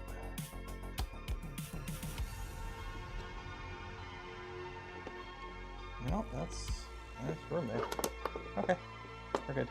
Okay, I need to get some end stops. They're not end stops. 2 nuts. I heard a noise for a second and it freaked me out. I am so paranoid right now with noises because that being vertical kind of sketches me out. Yeah, there is a enclosure design for this called the Casa. I don't know if I'll go that route or if I'll just DIY something out of like 1x1s and Coroplast, because I don't plan on going crazy with this machine. I won't be running flood coolant or like, you know, going completely bonkers with this machine, at least not yet. Down the line, who knows? We might have some fun, but for now, it's mostly just get it up and running. I do have a few project ideas involving machining aluminum down the line.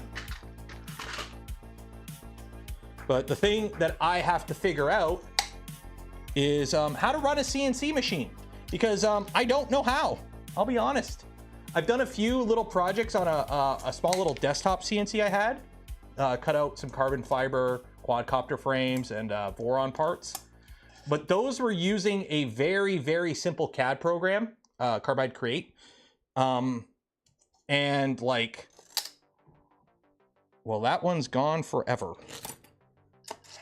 Ooh, I got it. So like, I have never done CAM, like 3D adaptive, like CNC. I've never done actual CAM CNCing.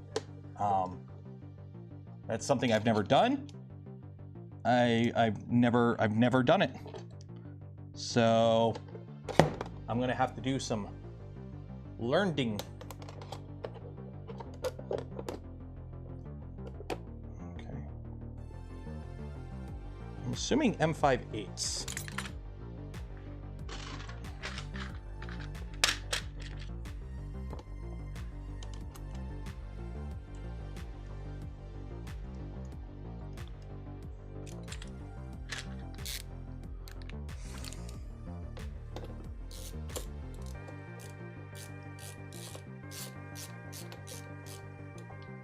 I kind of don't like the fact this doesn't want to sit flat. I'm assuming that's just it's bowing. Can you use Carbide Create with this too? Yep, you can. The problem is Carbide Create is only really good if you like, you have an SVG and you just need to cut a shape out. It's not good for like, okay, these aren't the right screws. M5/8 are too long. Do I have shorter screws as part of this kit? I don't know. Maybe? I'm running low on screws from this kit.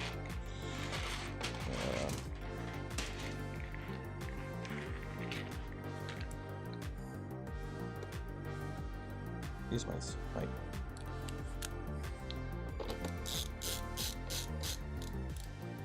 There we go.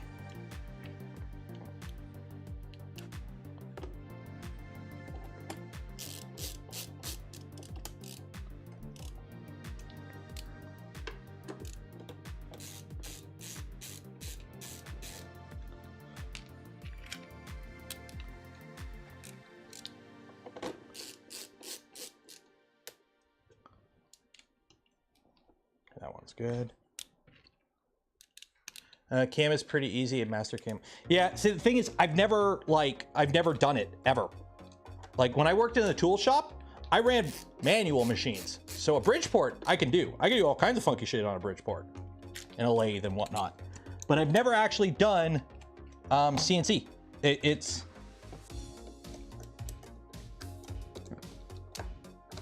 just not something I've ever done. So I gotta like learn it from scratch, essentially. Probably Fusion, because I have Fusion. I have the hobby license Fusion. I ain't paying for that shit. So I know it limits a bunch of functions and whatnot, but I don't think I need, it's like Rapids. Can't do Rapids, which I don't really need to do Rapids. I'll be honest.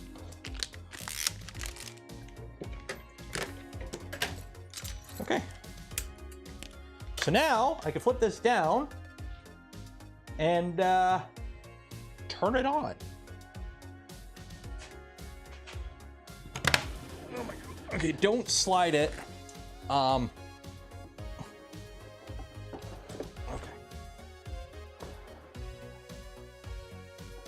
Okay, let's, so I got the extended antenna,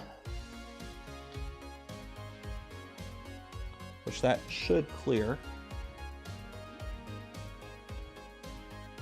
So let's power it up. So where is my power cable for this? It is over here.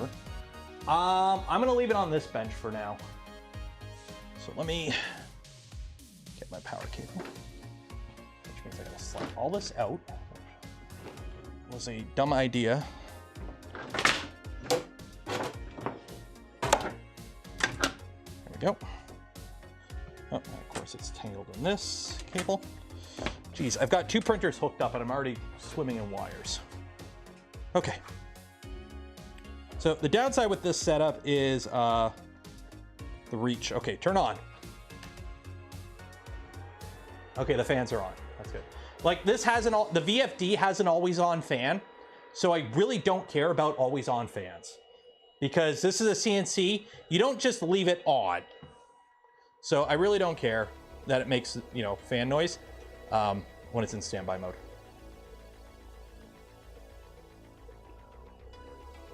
So we're on home all.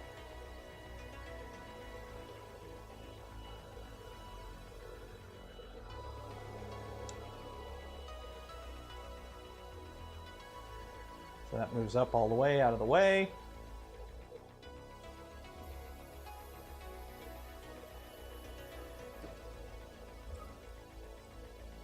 Okay. And then G1, X. Put this right in the middle. Go! There we go. Okay, cool.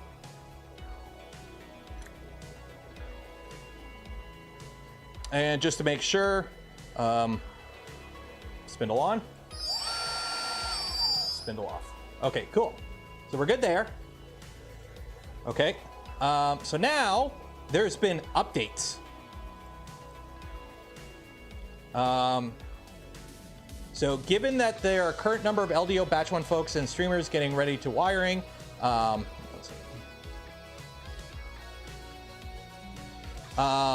and having issues with the previously released configuration, we decided to make riprap configs that we have been working on public sooner rather than later. Because I'm not playing around with Millennium OS yet, because I want to get this set up for like the way most people are going to be running this for now. I'm assuming we'll switch over to Millennium OS at a later date, but for now, we're good. The configurator uses control of Finno, which is correct. Okay, so we've already done that. So new configurations are on the GitHub. So let's download all this. Well, it's updating config. So the cool thing with reprap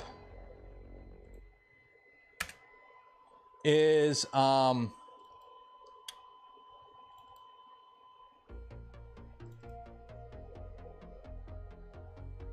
you basically just copy paste all this in. So all the common ones. So what you do is you go to here, you go to system, you upload system files.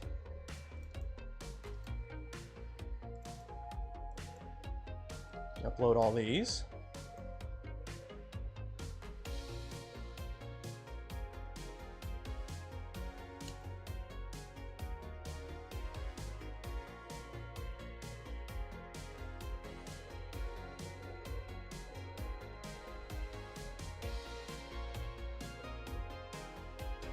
Oh shoot, did I lose my Wi-Fi credentials? Don't tell me I gotta do the Wi-Fi stuff again. Well, I could put, there, I could just put my Wi-Fi stuff in the config thing. 1 second here. Oh wait, no, I can't update it. Shit.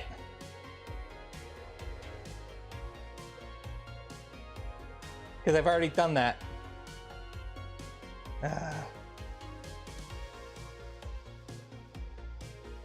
Shit. Ah!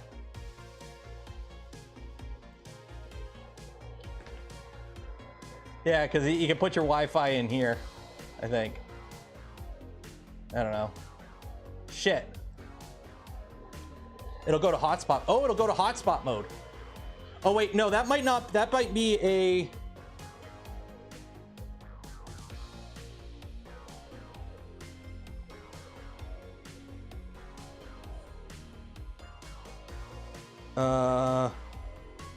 Is hotspot mode a thing? I see Tico. I see the Tico.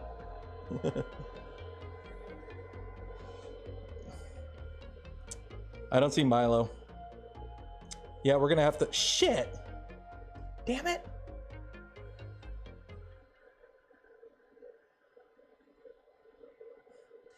Okay, so now I gotta get a... now I gotta pull up... Now I gotta pull up the controller. Okay, what file is the config stuff in? Network default, yeah. Yeah, I should have put this.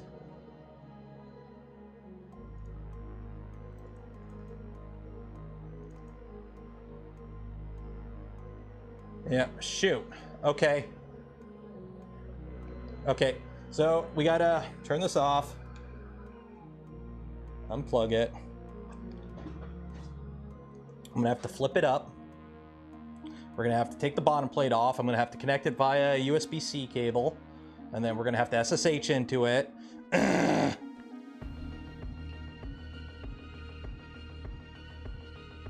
Yeah, it should connect to my Wi-Fi, shouldn't it? Like, because it's saved to the...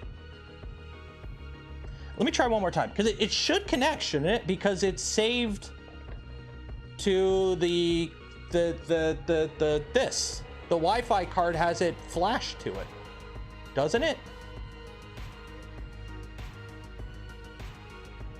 Or am I misremembering how it works?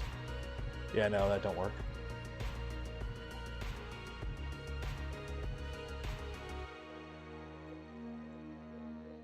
No, I'm gonna have to SSH into it because it doesn't go into access point mode. It doesn't go into access point mode at all.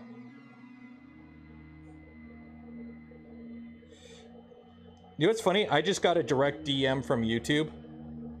Literally a direct DM from YouTube on Twitter. Update. This is from Team YouTube, by the way. This was totally a mistake on our side. Your video has been reinstated and all associated policy action on your channel has been reversed. It may take 24 to 48 hours for the video to come back on the channel, so sorry this happened. Well, I just rebooted it.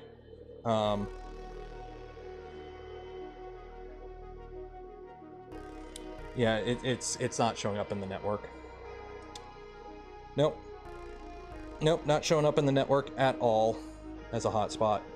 So we're gonna have to SSH into it. Shoot! Yeah, okay. Yeah, I uploaded the first batch of files and hit restart. So I uploaded the common files. And then I hit restart. And then I went, oh shit. So I should have uploaded all the files, edited them, and then hit restart. Okay, well, at least we can flip this now. Make this part easier. Look how much easier that is now. Oh. Don't crush that. Okay. Look how much easier that is, guys.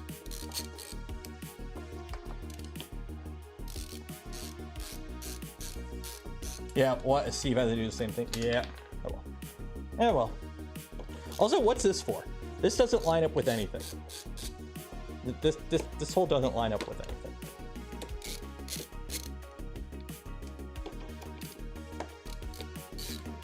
Recalibrate. I haven't calibrated anything.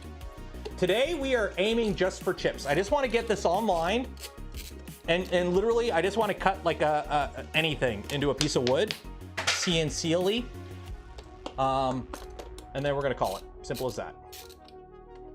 I want to get this going, and we'll do actual finagling on it at a later date.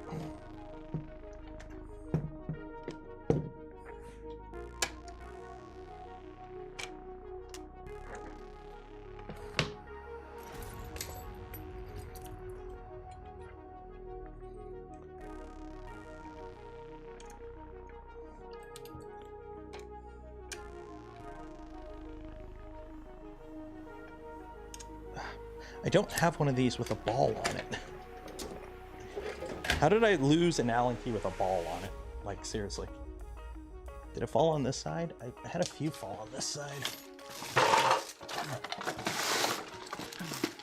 Oh. Scissors. I found my scissors. That's good. And a USB cable, which I'll need in a second here.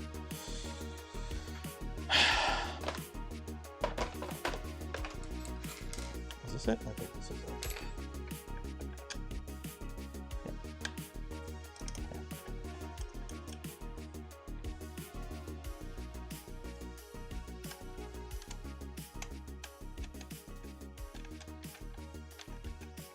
Okay, so that's that. Now I can pivot that out. I can get an USB cable, which I just had. I got myself an USB cable. Plug that into there.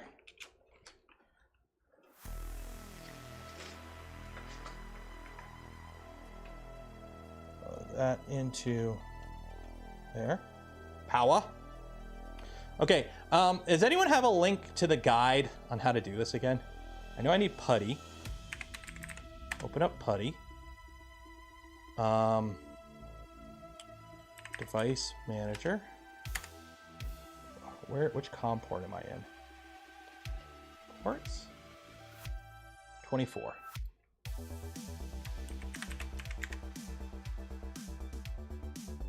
Open?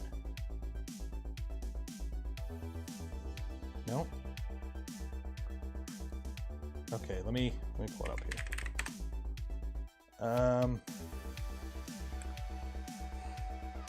Well, no, they had a link on their page on how to do this. Millennium OS, no. Milo, assembly guide, installer prep. There you go.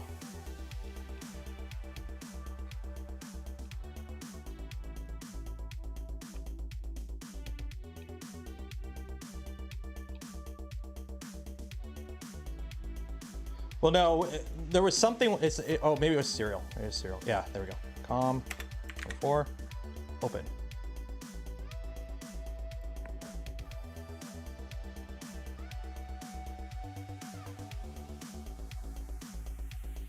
We used putty last time.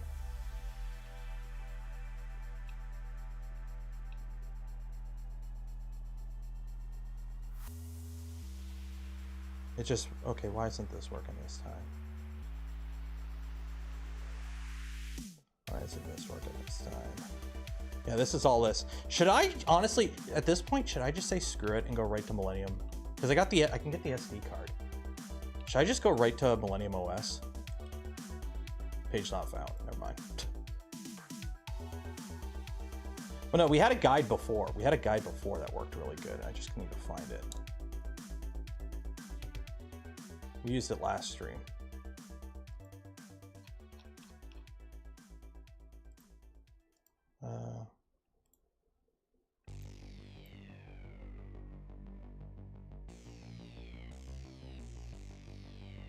I need to check dev manager, see what COM port it is. Oh, it's 24. It's right there. Right there. USB 0, 24. If I pull it out, it's not there, so it's 24. Give us a call on Discord. I'm just trying to, I'm trying to find the guide that we used last time, because we used a guide last time on here and it worked perfectly. And now I can't find it.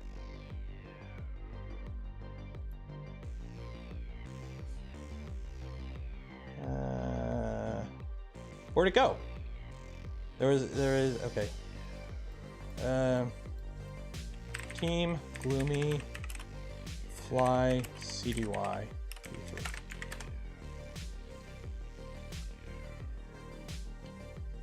Connecting via Wi-Fi.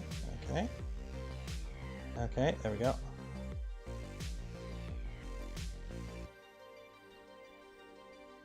Fucking hell.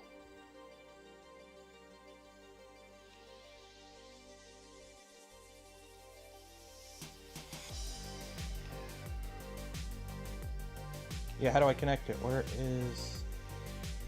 I don't like this. Oh, they asked me to call on Discord. Okay, let me get that ready. Well, just at me, who's just call me. Open the call. Open the call. 'Cause I gotta find you now. Where are you? Yeah, just call me.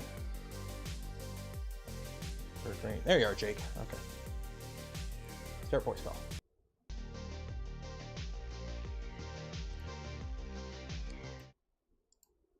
Right, can you hear me? Yeah, I can hear you. Perfect. So the old installation that you were trying to do, Yeah. just anymore. You don't have to do it. Oh, okay. So what do I do? So the page that you're on now, that you were on before on the document shed page. Just Yep. follow all those from top to bottom. It will ask you to connect to Milo via an access point, so just use your phone to do that. Okay. And it will have all the information on that page. It's much easier now. You don't need to use PuTTY. You don't need to SSH into anything anymore. Okay. Okay, so where do I download everything from? Because like right now, it's not going into Wi-Fi mode if I just turn it on. Yeah, so all you need to do is you need to take the SD card out. Yep. And then reinstall the SD card once you've followed all the steps that are on here. Okay. Okay, I'll get on that then. No worries. Sorry about that, bud. That's fine. That's fine. Right. Okay. Talk to you in a bit. Bye. Okay. Shut down that call. Get the music going. Okay. Ah! Why is that so loud? There we go. Okay. So we take the SD card out. Try not to drop it. Take my SD card reader. In there. And plug that in there.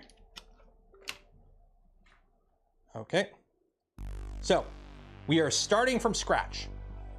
So I'm deleting all of this. And by deleting all of this, I am copying everything to a folder on my desktop, just in case. So a folder, new folder. Uh-oh. Okay.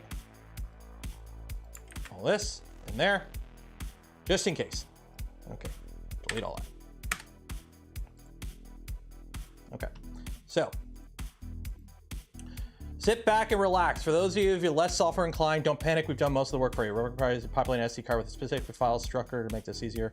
Gone ahead and built reference configuration, release common software update. Blah, blah, blah, blah. Configure if you don't wish to install pre-made firmware and rather create your own, then follow this manual. We're not doing that. Okay. The reference for the release public beta is like, okay, prepare. You need to install freshly SD card with up to 32. We got if your capacity is 4K lower, 4. Okay, so it's already formatted. Cool. Okay. First, you'll need to download a zip release for the firmware configuration of your choice from RepRap repositories. Okay. So I believe we've already, okay. So let's download this. From Milo kit, fly CDY. Okay, which one is this? So there's an LDO and there's a reference. And they're both 3 hours old. Which one do I take? I'm assuming the standard one. Waiting on confirmation. Well, they both say LDO. Oh, wait, no, this doesn't say LDO. This one says LDO. Okay, so we download that. Yeah, that's LDO and that's a reference. Okay, so we open that. Extract all that. Extract all. Okay.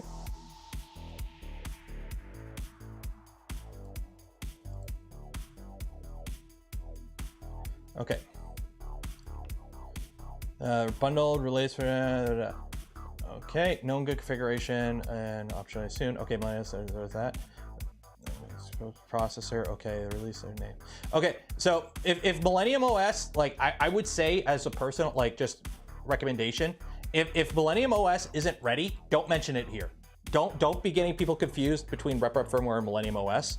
So like, don't be throwing stuff for another system and installations for the basic setup.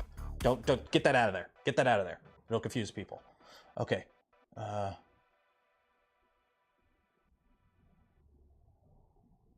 Okay, so download that. Extract. Once you need to extract to the root of your SD card. Okay, so we have our SD card. We take all this. We put that in there.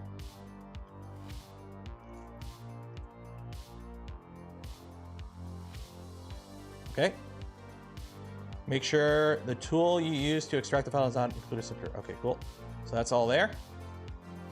Some boards require jumpers. Okay, so mine's already set like that. I'll leave it.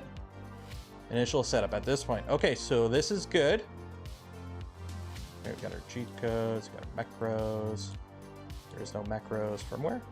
That's there. Sys. Cool, that's all there. Okay, cool. So now I can take this out of the computer and I can plug this back into here. Yeah.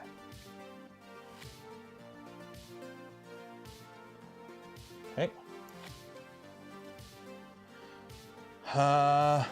Eject it and plug it into your main board, power on the board. Okay, so now I can close this up.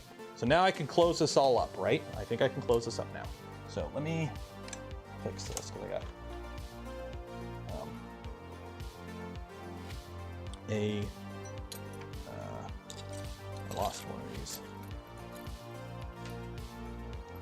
Let's see if I can get this in here. There.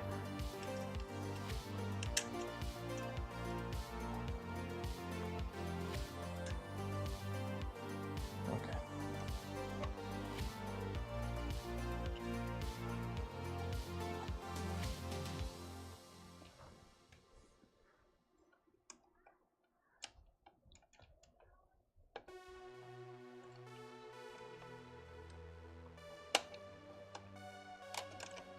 Okay, come on. Why aren't you screwing in? Oh, this is awkward. Come on. Ooh. There we go.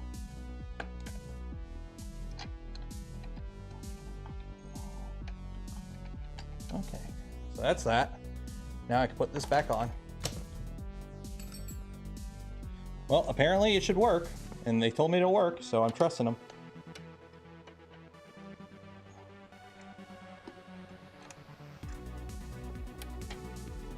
Boss said it works.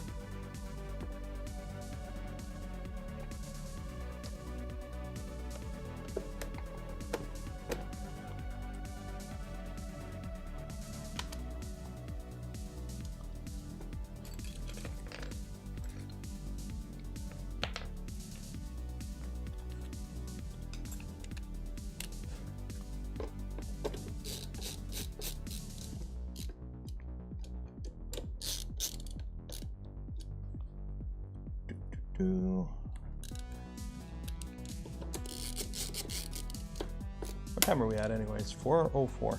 I just cracked that panel. Great. Awesome. Jason, if you're watching this, rubber washers. I just cracked this panel. Rubber washers.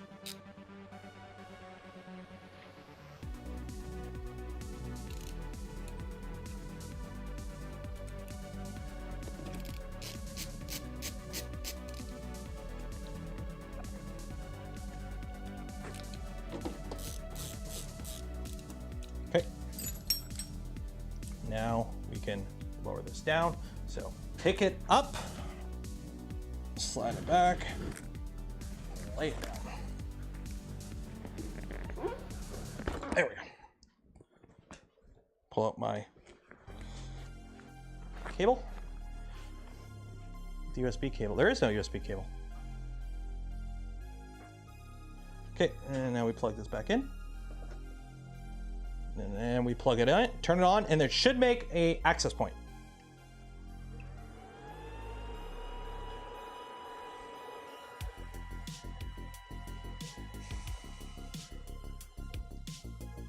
So now I should find an access point when I turn this on.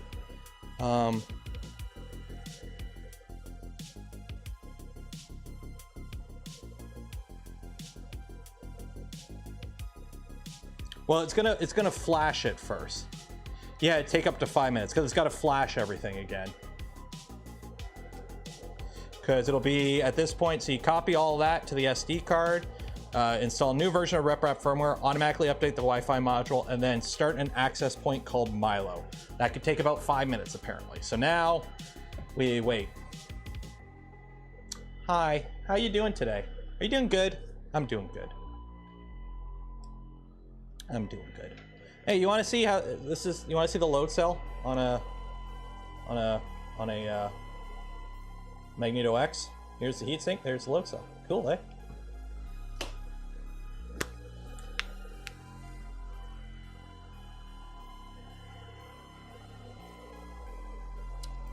Now we wait.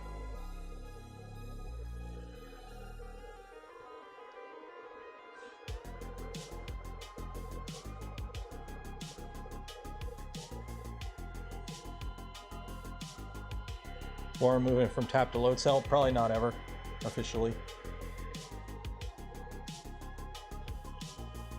Thoughts on the Giga Orange? I don't have one, so I can't directly comment on it. But let's just say everyone else's initial impressions leave a lot to be desired for a $2,500 machine. How much is it? Orange Storm Giga. Also, it's a dumb name. Elegoo Orange Storm Giga. How much is it at normal prices? Block. Block. Good God. Reject all. Can you buy it yet? Like, is it on their page at all? Or is it only through the Kickstarter?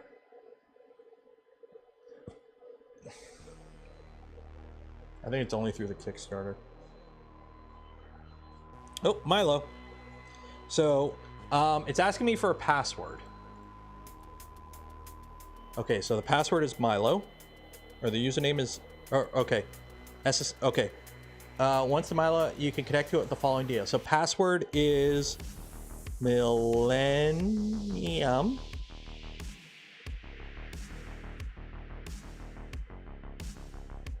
Machines. How do you spell Millennium Machines? Okay. Connect.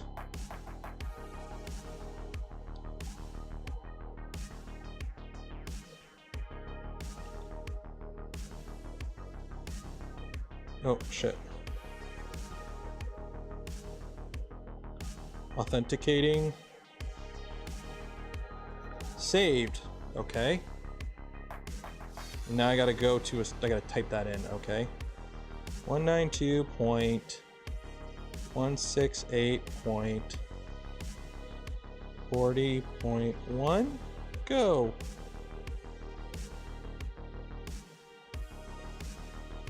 It's not loading. Why aren't you? Okay, let me. Why'd you make the password so damn long? Oh, there's two N's. Millennium.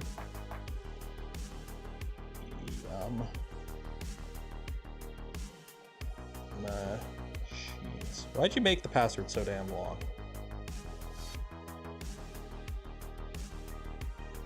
Okay. So we're connected.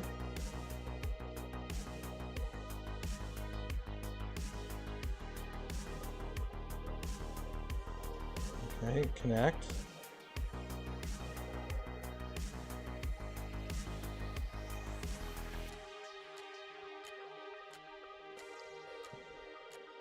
Connection timed out. Oh, do I gotta type the whole http://192.168.40.1 go.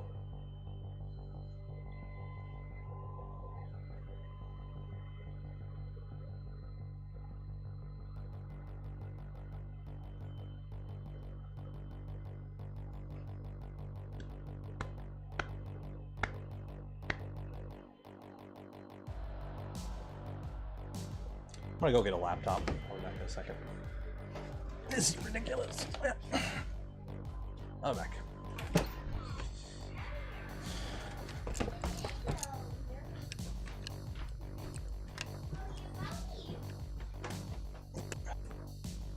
Which one of you is charged?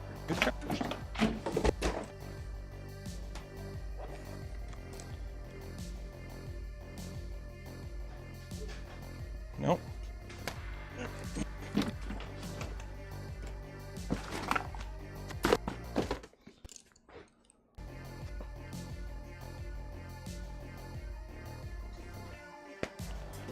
Where's the charger? There we go.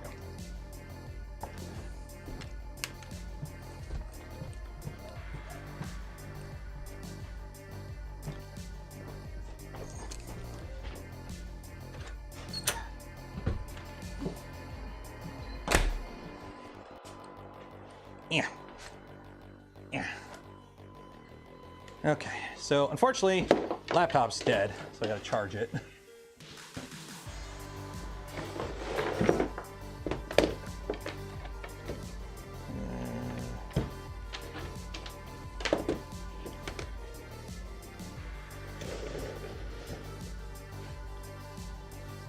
Because it is not connecting to my phone. It's just timing out. So wait for that to boot up, and then I'll do that.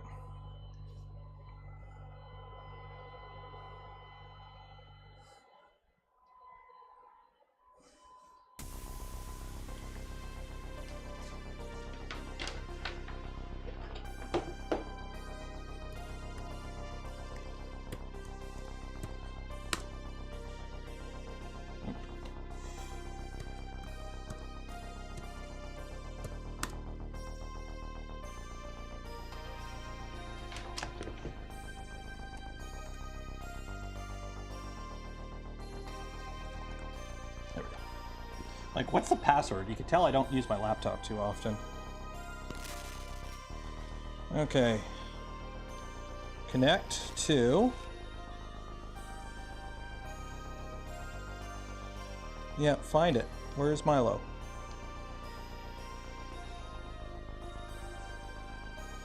Disconnect from HomeNet. Okay, now where is... More networks. Milo. Okay, connect to Milo. Okay, password is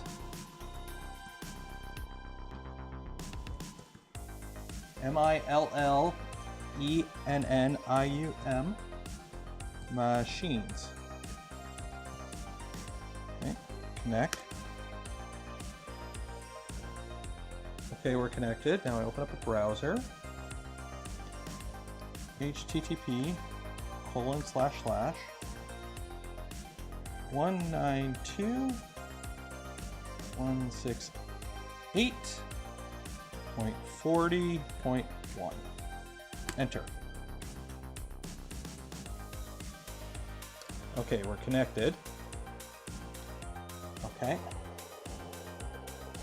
Once you're connected to whoever chooses interface, okay, configure the Wi-Fi. Okay. If you connect your Wi-Fi to an existing one rather than the inbuilt access point, okay. So M587. M587. S.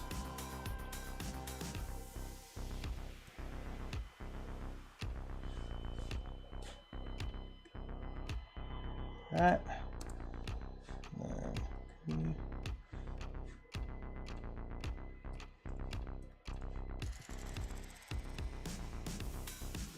Okay, so first click the console tab on the left and then send code. So M587, S, your SSID, P, your password.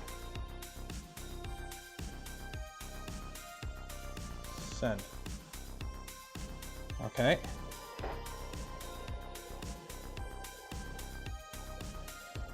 Okay, so now you need to tell it to connect like that. So open, we have a package. Say the file needs to be renamed network.g. Okay, so go down to system.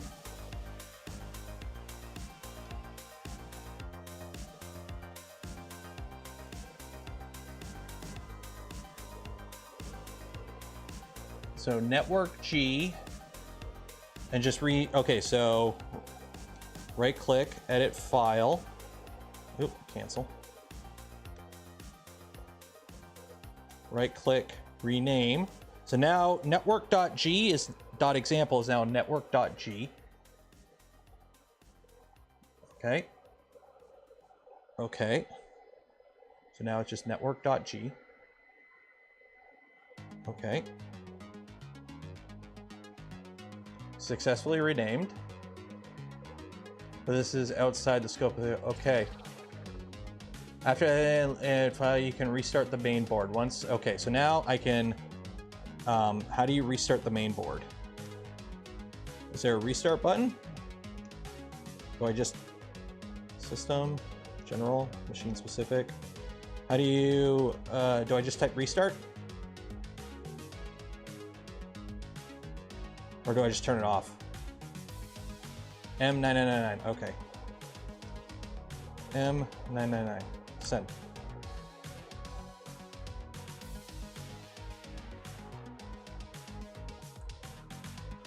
Okay.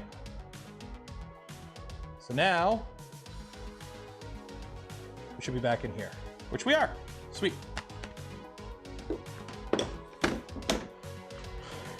Hey, I didn't even remember we're in dark mode. There we go. Okay. So there we go.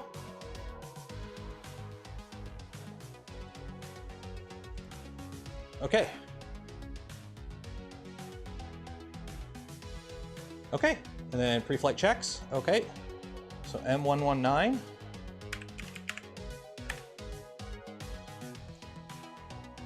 So the last one, this one didn't work last time. Oh. Okay, the probe's working, the Z probe's working. You can see the Z probe's working. So now I should be able to hit home all. That goes up. That's new behavior. It used to just max out.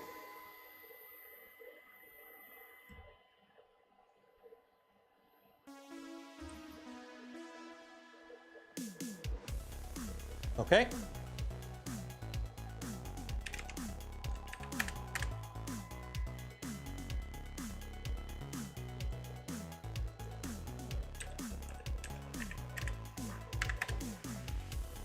Why won't you let me? You're homed. Home all.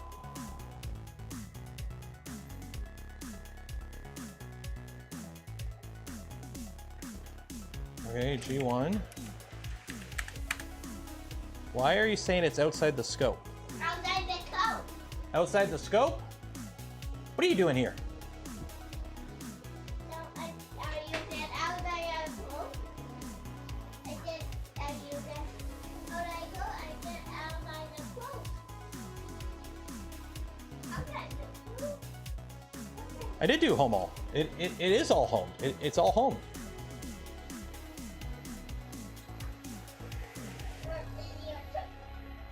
Okay, hey, you can't be out here right now, buddy. I want out here. I know you want to help me, but we got really important things here. Z is negative. Oh, Z is negative. Why is Z negative? We got to fix that. Yeah, because yeah, Z is negative. So stock config ain't good. We got to fix that. Yeah, because Y. This is backwards too. We're going the wrong way. We're going the wrong way. X minus 50. Yeah, yeah, all my coordinates are backwards. Everything is reversed. All my coordinates are reversed. So we went the right way to home, but everything is backwards. Because it thinks I hit home all, and we should be at, we're at 0 for the X and Y. It's Z. It's just Z. I think it's just Z. Yeah, because this is front left. Or no. No, this is at the back. So this is at the back. This should be at max of, yeah. So Z is wrong. Y is wrong. And X is wrong. So all of them are backwards. Well, X is 0. X is 0. Y is at 2. Oh, actually, you're right. X and Y are correct. X and Y are correct. Yeah, because X and Y are correct. Because if I want to go positive, it's going to move across the bed that way. Oh, what did I do? Yeah. Yeah, that's correct there. And then Y, go forward. I can't go forward. Go. Okay, no, that ain't right. That should not be. That is wrong. Y is wrong. X is right, Y is wrong. Because that should be 0 now. That should be 0. Because we're at the front of the bed. Is it just the Z is wrong? Or am I completely screwing this up? And we lost Wi-Fi. Yeah, I think our Y and our Z are wrong. It just goes down from 0. No, because that is, it's not.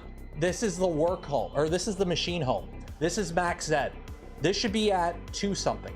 This is backwards.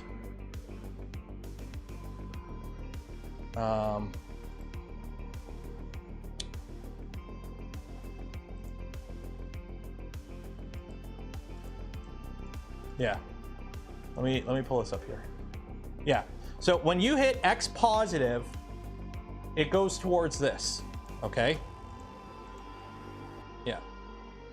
So X negative is towards the front, X positive is towards the back. X positives, or X is positive is when it moves to the right. So when I hit X positive, it moves to the right. Okay? So the spindle moves towards the right, so the bed moves to the left. But for the Y, when I hit Y negative, it doesn't. It's backwards.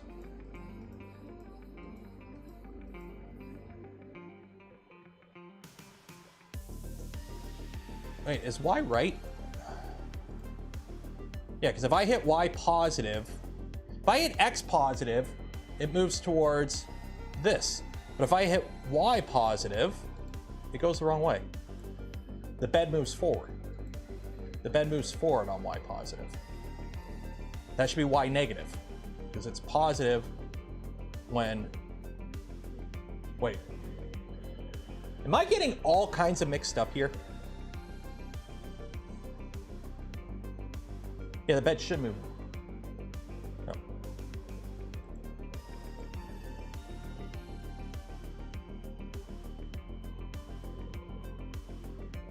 Yeah, wait, it is positive. Yeah, because this is moving towards the back of the bed. Yeah, and then that's moving. I just thought Z. Okay, so Z is the only thing I'm really confused on. I'm getting it all flipped out. Okay. Yeah. We'll do that. Yeah. So we're good. The problem is it keeps disconnecting. Yeah.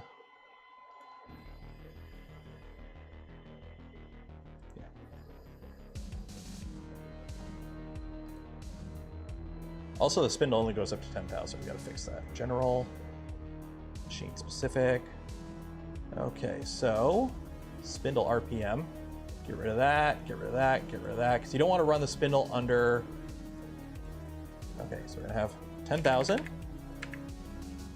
Add. Add.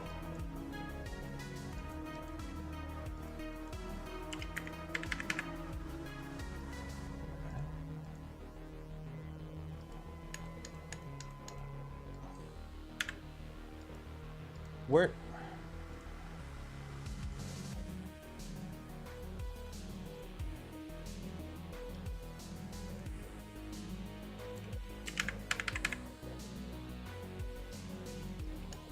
All right.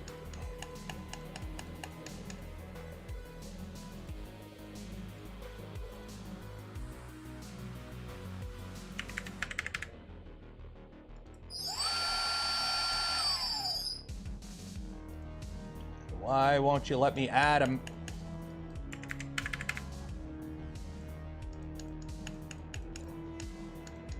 What is going on here? Okay, whatever. Whatever. It's called out anyways in the start. Okay, so if we home all, so that homes to max. So, do I need to put RPM at the end?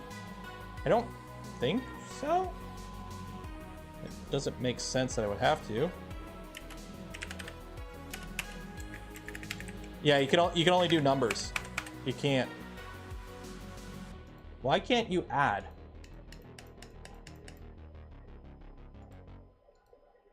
And we lost. Yeah.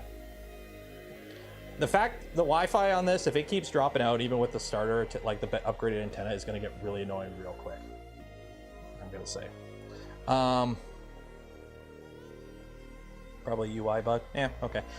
So now, I'm not going to go through the whole headache of tramming everything. I do have to move this, though. I'm pretty sure that is not reachable. Oh.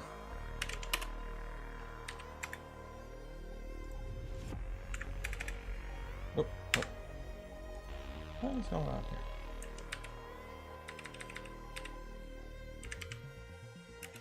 X170, Y80.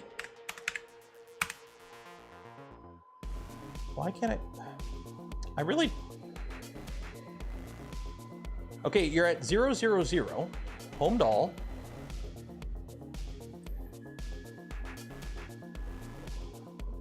Why can't I move to G1 X170 Y80? How is that outside of the machine limits? How is that outside of the machine limits?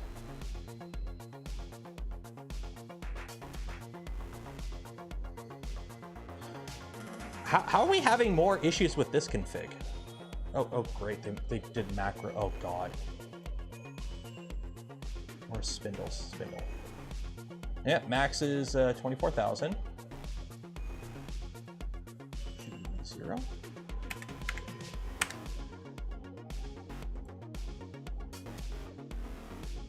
Nope, G0 don't work either. Y offset negative. What do you mean Y offset negative? Okay, so if I move Y positive 50, I can't. Why is it negative? Oh. Why is it...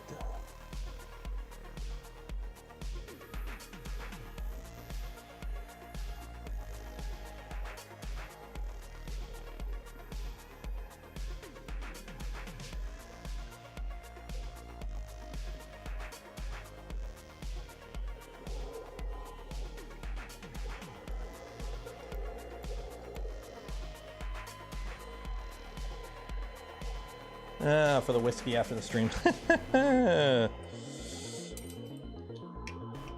See, the problem is I have very limited CNC experience, but I do have some. Because I did use an Analam controller on one of the Bridgeports in college. And I have used the CNC before.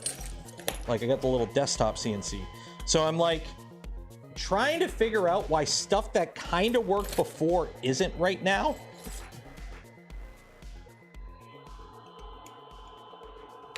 I think I gotta move this over one.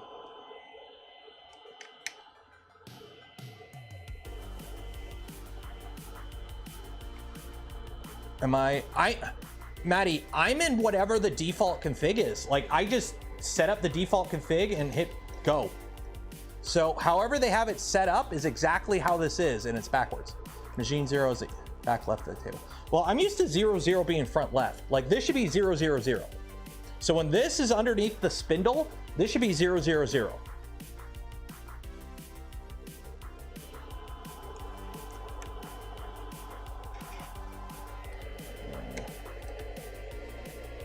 Will that reach? I think that reaches there. But I don't want...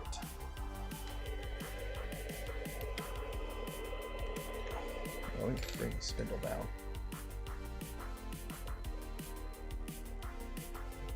Yeah, everything's in the negative. I don't like that. Wait.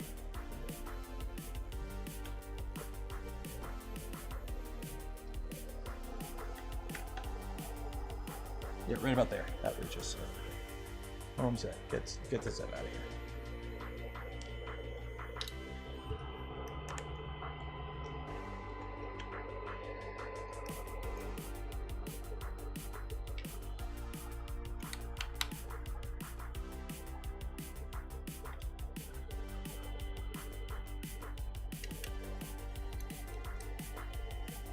Okay, why aren't you going in?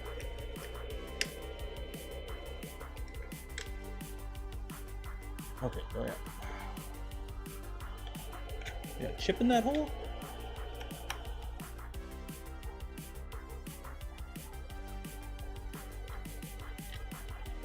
Don't make me chase the thread. I don't want to chase the thread.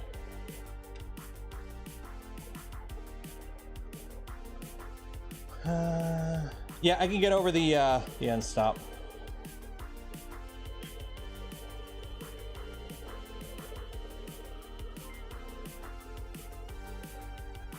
Ooh, Okama, or Kano, thank you for coming to member.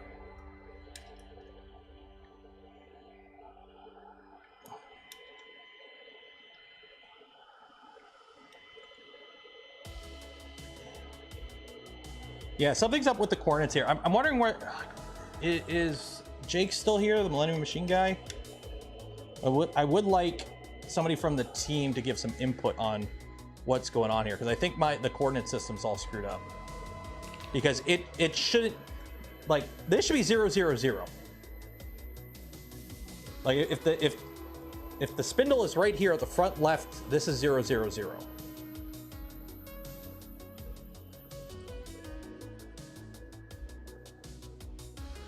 Because according to right now, we're at connection lost.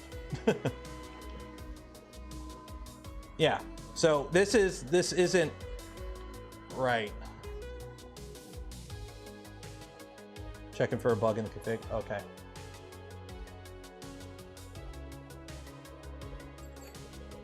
Asking 9 Mile put the config. Okay. Yeah, because right now, like, yeah, it's super annoying because, like, to move the X in the positive, you hit positive. But to move the Y in the positive, you have to hit negative because it moves in the negative. That ain't right. That ain't right. That ain't right. That config is not right.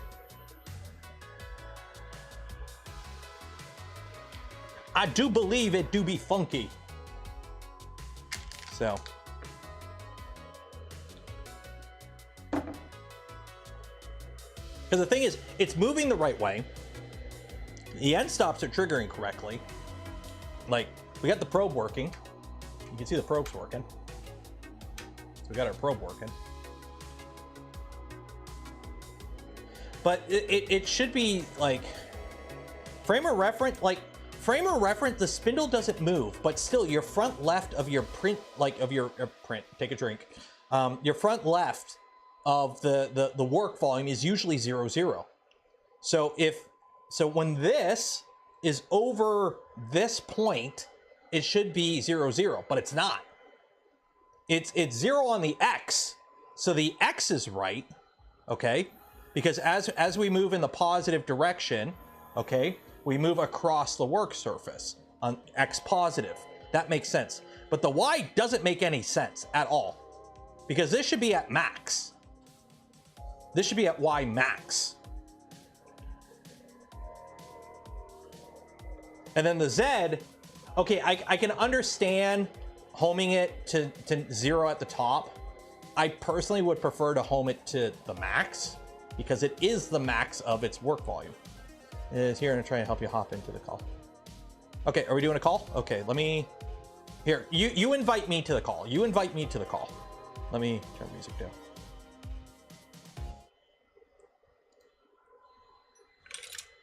The machine knows where it is by knowing where it's not. And by subtracting where it's not from where it is, it determines where it is.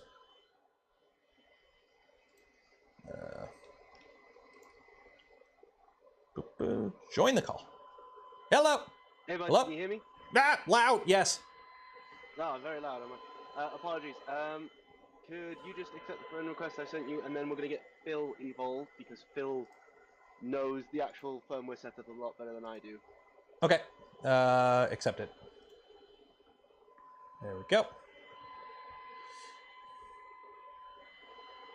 Incoming call. Oh. Right, Phil should be here. Hello? Hello. Hello. You're all live, just so you're aware. Yes. So. Okay. So basically, where you're at is just the problem that your G54, which is the big coordinates you can see in the middle, is different from your machine work coordinate system. Okay. So if you maybe switch the screen to the wrapper firmware. Okay.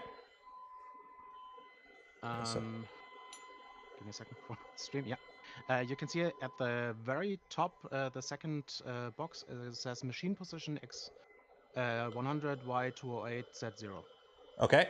And that is basically that's the absolute position of the machine.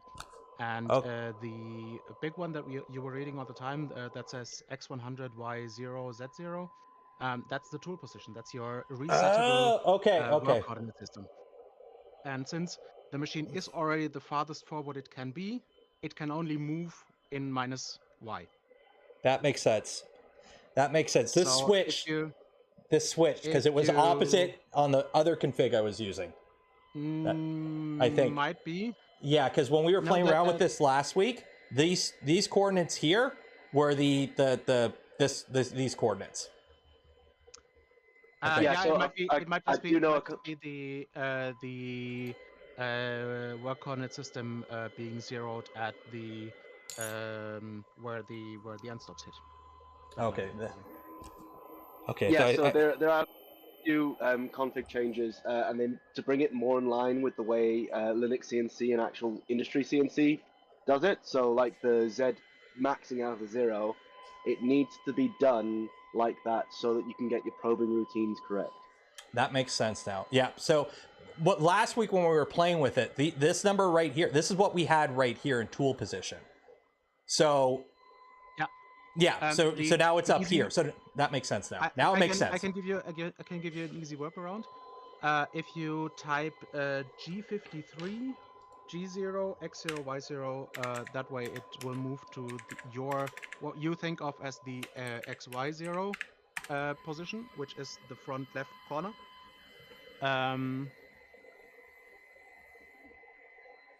There we go. Yep. There we go. And there we go. Okay, this makes a lot more sense. Okay, and that makes sense.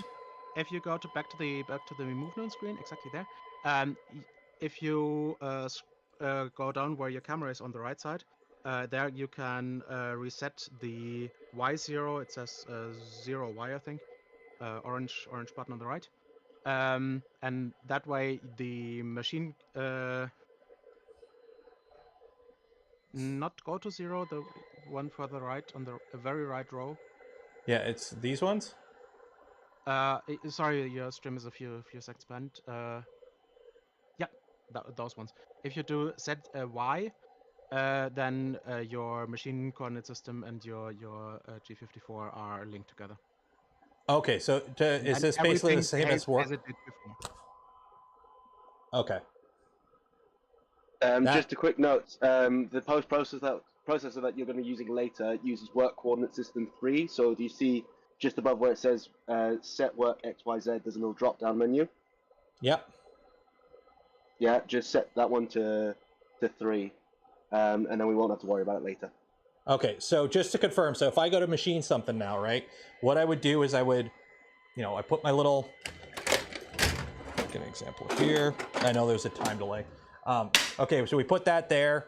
I move around the spindle, so I'm over XYZ 0. I hit set work XYZ offset, and in work coordinate 3, and then I can hit cycle start, and it'll start machining from 0 there.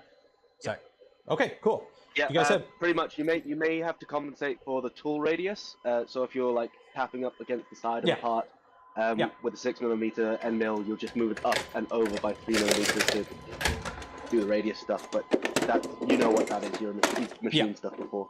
Yeah, I gotta find my edge finder. That's what I gotta find. I don't know where my edge finder went. I used to have a nice little wiggler edge finder. I don't know where it went. Okay, cool. So now I can machine stuff, I guess, technically. That helped. Yeah. Okay. Now I got to figure out some G code, and then bolt something. To no the worries. table. So Phil and I will stay around in this channel for a bit. If you need anything, just join back in. Okay. Cool. Thank you. Is there a demo G code of any sort, like just like an engraved logo or something? There is not. Okay. Do you have a DXF of your logo? I don't think so. Do you have just like the Millennium Machine logo, like something super? I can throw you one together. Yeah. Okay. Yeah, Phil will get you one. Okay, cool. I'm gonna find it. I just need the stock size that you have. This. We'll go with I don't know, Oh wait, you guys are metric. 60 millimeters wide by like, I don't know, 150 millimeters long. 60 by 150. Okay. Yeah. And then what I'm going to do is I'm just going to cut it and bolt it right to the table. Yep. Okay, cool. Drop it out of the call. Thank you. Appreciate it. No problem.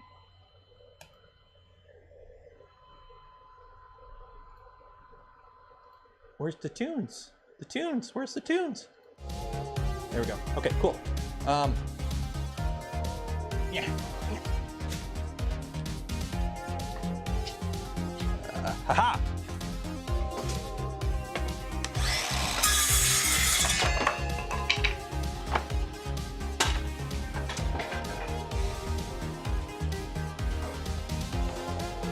What's the spacing on the holes?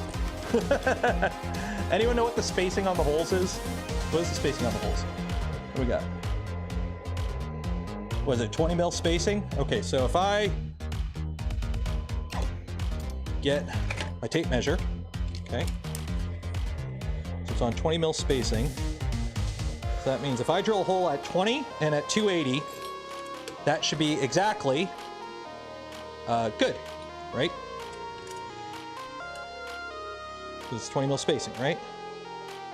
So if I drill a hole right there, and if I drill a hole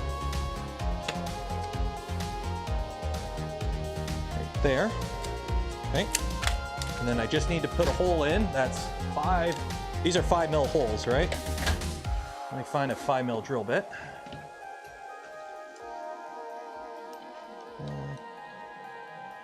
That's 6 mil. Music's loud. Oh shoot, sorry. I turned the music up because they were talking. There we go. There we go. Sorry. Sorry.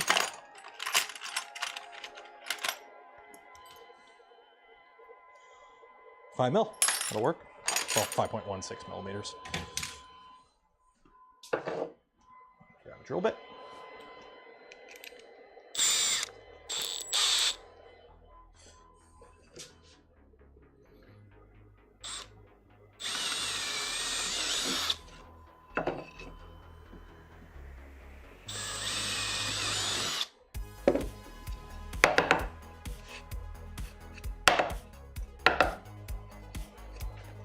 How thick is this? So 25 mil. 23, 25, so that'll work.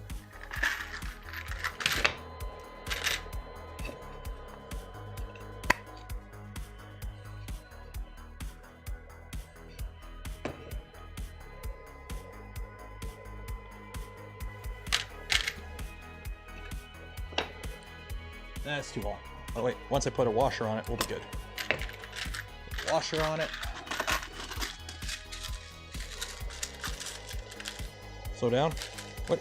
You got time to slow down. This is actually my normal working pace, by the way. If you were ever to see me like working on stuff on my own time, this is like my normal working pace. Send it with clamps. They did, but it's just gonna be a lot easier just to bolt this right to the table. Then I don't have to worry about clamps. Because the worst thing I could do now is accidentally damage a screw. I'd rather not damage my really nice, fancy new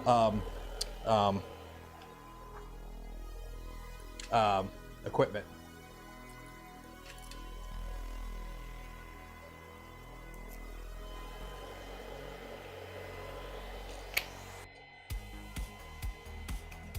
Okay.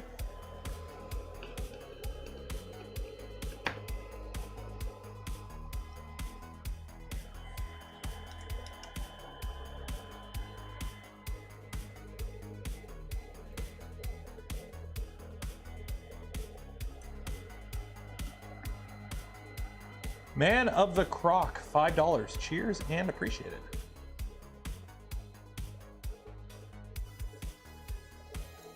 There we go. Okay, now I need a cutter of some sort. So what do I get with this kit? Because we get some cutters with this kit. So I should probably ask the people making me demo G code what size cutter to use. It's like what cutter? What cutter? In the meantime, let me get that spindle out. Oh no! Magnets. You go there. Okay. Oh, where's my adjustable?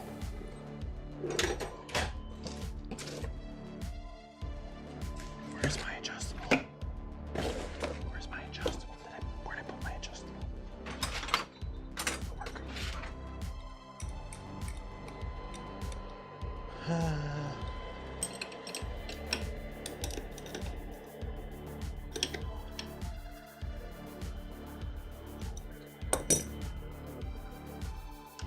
I have spindle wrenches, I just didn't know where to put them.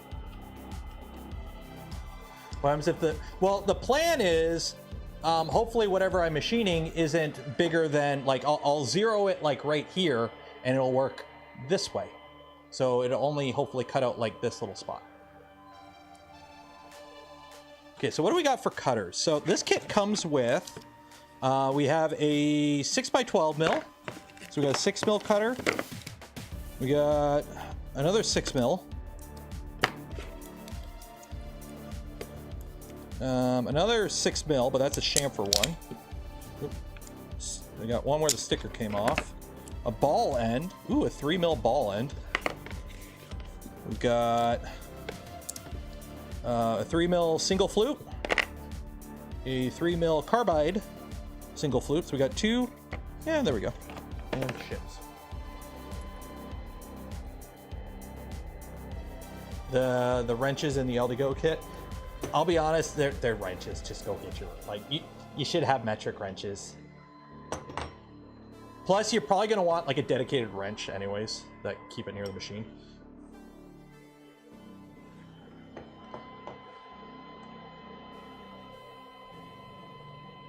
So now I guess we're just waiting on something.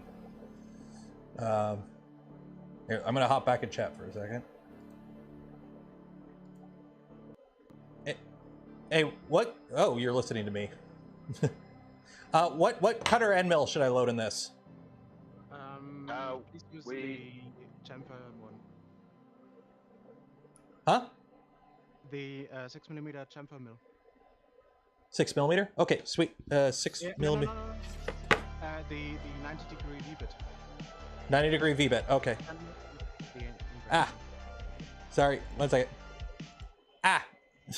My music was blowing up my ear feedback loop. Okay, I'm sorry. The V-bit? Yep. The 96 millimeter 90-degree V-bit. Okay. Yep. This guy.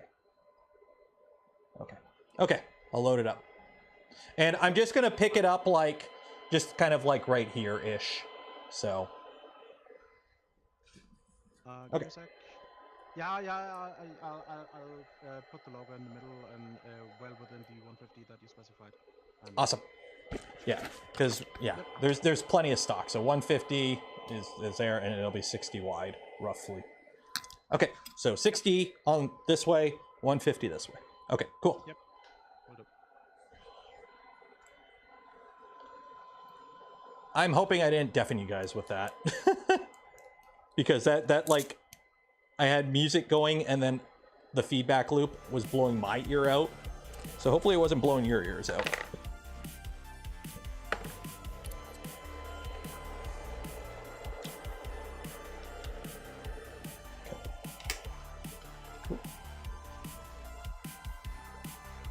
Use a 1-inch. I mean, I've got, what is this? 3/4 inch. I could try shoving this in there. I could take the collet out and it might just shove it up the shank. It might work.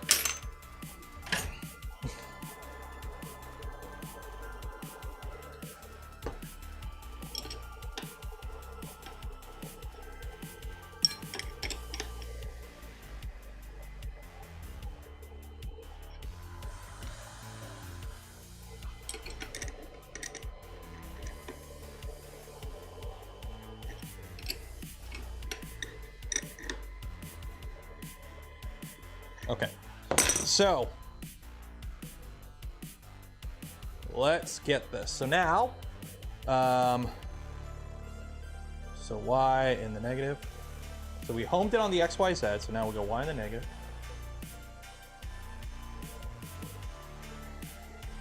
Okay, bring the spindles down. So this is gonna get really annoying really quick because I hit go down, but then it like paused it. I got a feeling I'm gonna double tap something at some point. And it's gonna cause a crash. This is why I'm very hesitant. Like, I wish I could control this without the, like, I want the web interface. But I want a screen on this for what I'm doing right now. Because like right now I'm dropping the machine, you know, Z negative 25. I hit that, right, negative 5. And sometimes it doesn't move because the Wi-Fi conks out for a second. So I don't want to like double tap it and do a Z negative China. Okay. So now let's get this. So, go positive. Positive. Okay. So now let's drop you down.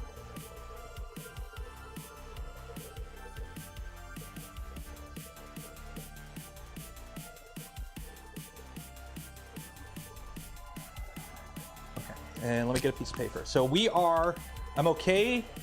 So this will be here. So this will be X and Y. See, it's X. That doesn't turn blue, I guess. I guess it doesn't turn blue. Y. Okay. And now let me get a piece of paper and do my Z. How do I not have a piece of paper? I gotta have a piece of paper. I gotta have a piece of paper. How do I not have a piece of paper? How do I not have a piece of paper? Paper. Papier. Papier. Où est toi? Où est toi? I had a whole bunch of paper. But I didn't, but... Aha. Behold, a Voron sticker. Okay. So we cut it down.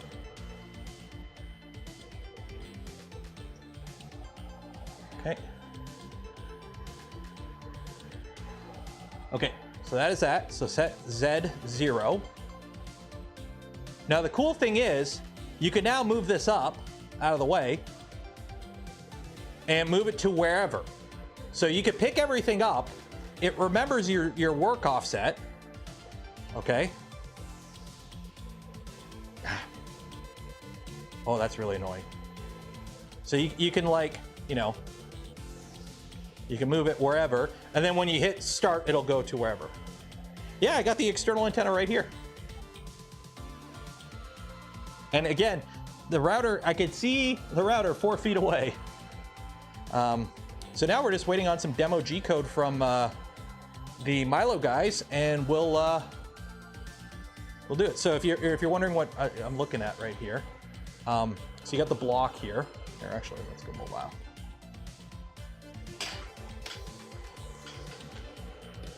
Okay, so basically I have like the very edge of the wood like right here picked up as my XYZ 0. So it can machine out this way and it can go that way. So the Wi-Fi, there's nothing I can really do. Like I honestly really wish this had Ethernet or at least a screen. At least, like, it's okay if there's a little conky for like monitoring the print, if the Wi-Fi is a little funky for monitoring the print. But for like, I want a little handheld, like I'm setting my work offset. I want a little thingy. I want a dial. I want a controller for this.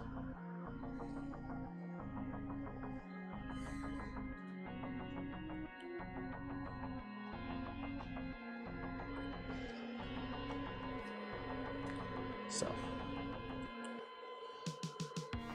it doesn't have USB. It's a Fly CDY board that most have issues with. Yeah, I don't know if it has to do with the Ubiquity, because it's Ubiquity hardware I have out here. It's a CNC. I honestly, at the end of the day, I would much prefer hardware, like hardwired CNC. Do you have more than one access point? I do, but it's connected to the access point that's right there. Like, I can almost stretch, if this monitor, like, here, I'll show you, okay? I'll show you, okay? So So there's the extended antenna, the upgraded antenna I put on there. There's the Wi-Fi point on the wall, right there.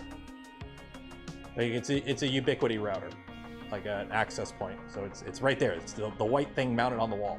So it's not exactly, you know, it ain't going uphill both ways in the snow. Hop back in the call. Sweet. Okay. So let me mute the music so I don't blow my eardrums out again. Hello. Hello? Okay, now I can't hear you. Am I muted? Turn off. I can't hear you. Why can't I hear you all of a sudden? Let me leave call. Okay, what's going on? Okay, join call. Hello? Right. Okay, now I can hear you. Now? I can hear. Go. Perfect. Okay, so I guess download that. Yes, you download the G-code and put it under the G-code folder. Where is it's jobs? Jobs, yeah, exactly. Loading. Now we are under very strict instructions from Steve and Josh Murrah not to give you serial until you've generated G-code for yourself, so this doesn't count. That's fine. The plan is Friday. On Friday's stream, I'm going to have this on the bench all set up, and I want to do like a little project on Friday. So Friday we'll actually machine something. Because it's 5 o'clock right now, and it's like dinner time. That's why I'm kind of like, I want to get this going. So I should be able to hit cycle start. I've already picked up my XYZ0. Yeah, let's just reconfirm that you're in work coordinate system 3. And pick that up there. Yeah, work coordinate 3. Yep, so we're good there. I've moved it up 15 mil. Awesome. So you moved it up 15 mil and rehomed that position. So can we do an air cut first just to confirm that the path is moving in the right direction? So what do you want me to do? So, you can just raise this. Oh, let Phil talk. I'll let Phil talk. Sure, you're 50 mil above your real Z0 height, right? Yeah, so I brought it down to it just touched the wood. I set it Z0, and then I moved it up 15. Yeah. If you set 0 again here, then we'll just do a pass basically 15 mil above the workpiece. Oh, I see what you mean. So set, yeah. So set 0 set here. Z again, and then you can run the G-code, and then we'll do another one. Okay. 15 mil down. Yep, looks good. Caution, safety first. Ensure tools are. Oh, I like how you have this. Okay, so everything's good. That's nice and tight. We're good there. We're good there. Okay. Okay, so it's moving up. Yep, it's homing. So it's going to rehome XYZ it does this every time? Okay, so that's good to know that it'll do a home. I'm ready to smack that if I need to. Okay. Just don't get hit by the ball crushers, that's all. Spindle engaged. Oh, it's got a ramp up time for the spindle. That's good. Okay. Yep. A bit overkill, but that's fine. Okay, so it's doing.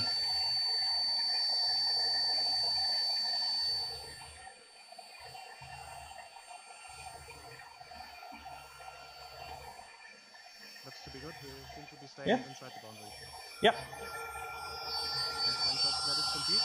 Yep. And then you can go both to 0. Drop it down. Put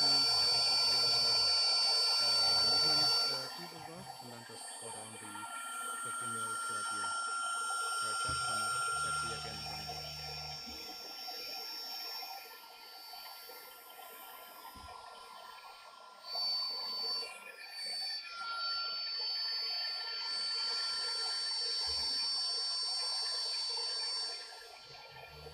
Yeah, so just to talk about the little like pop-ups that you had, 9 Miles put those everywhere. So when Moss actually drops, there's going to be an expert mode which gets rid of those messages, and there's going to be like a newbie mode, and the noob mode is going to have everything. It's going to tell you what to do when you do tool changes. It's going to tell you what to do just before every cut, what to do when you're probing. It's everywhere, dude.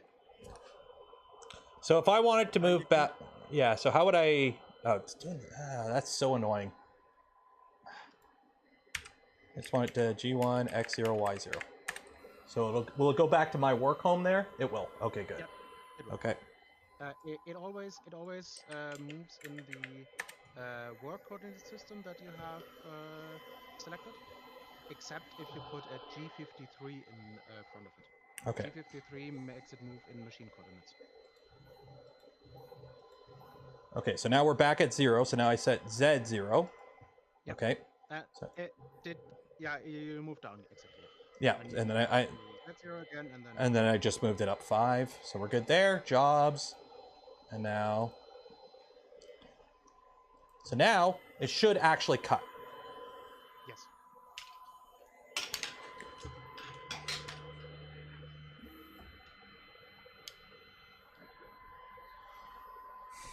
So hopefully we don't get chip. Well, we want chippies here.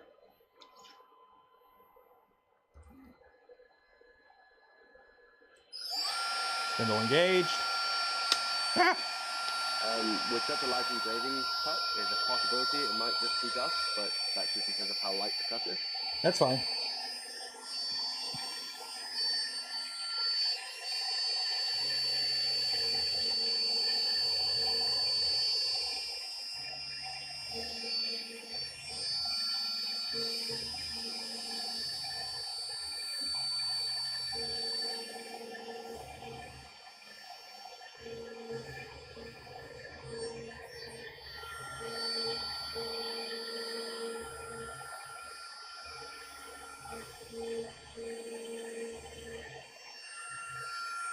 Voila!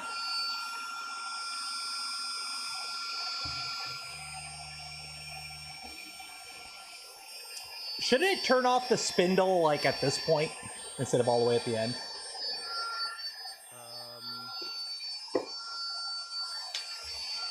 Just, I don't know, it just seems kind of...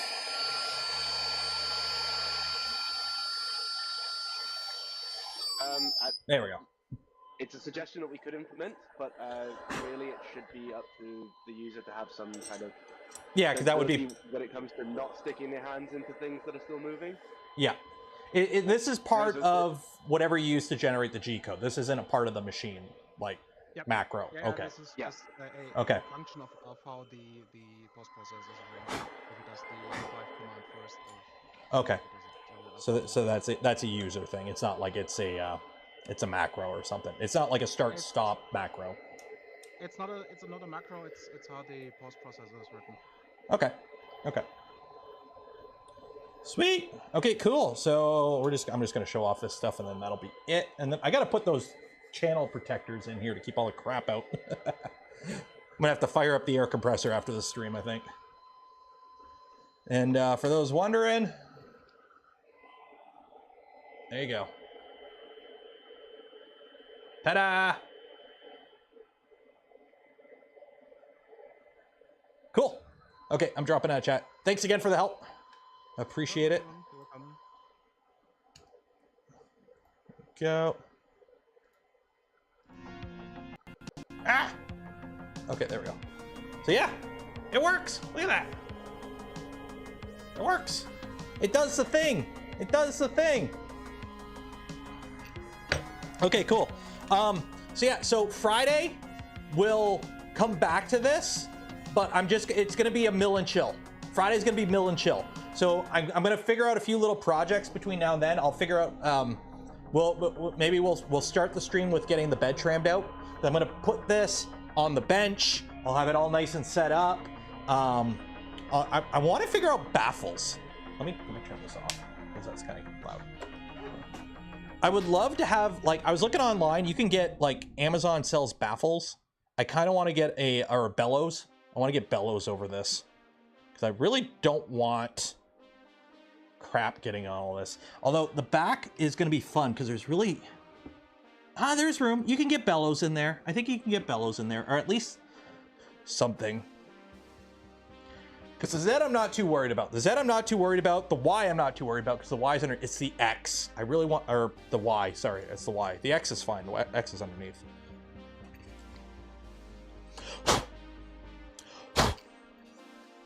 There we go. It works. Heck yeah. Heck yeah. So we're good to go. So now I just need to figure out, do I have Fusion on this computer? I do have Fusion on here. I do have Fusion. I'll probably put Carbide Create in here because I'll be honest, I've used Carbide Create in the past. It's really good if you just need to cut something out really quick or just engrave. But if the moment you try to do like scallops or like pockets or like anything 3D, like a curved surface, but if you're just trying to like cut out a frame, like, do I still have it under here? I forget where it's at. I don't know where all my material is. I used to have a bunch of carbon fiber sheets and I don't know where I put them because I machined them. But yeah, okay, awesome possum. Slot covers. It comes with slot covers. I got a whole bunch right here. I just haven't put them on yet. The kit comes with, like, it comes with these. I just have to put them in. And they're pretty much almost cut the length. So yeah, the kit comes with a bunch of slot covers. I just haven't put them in yet.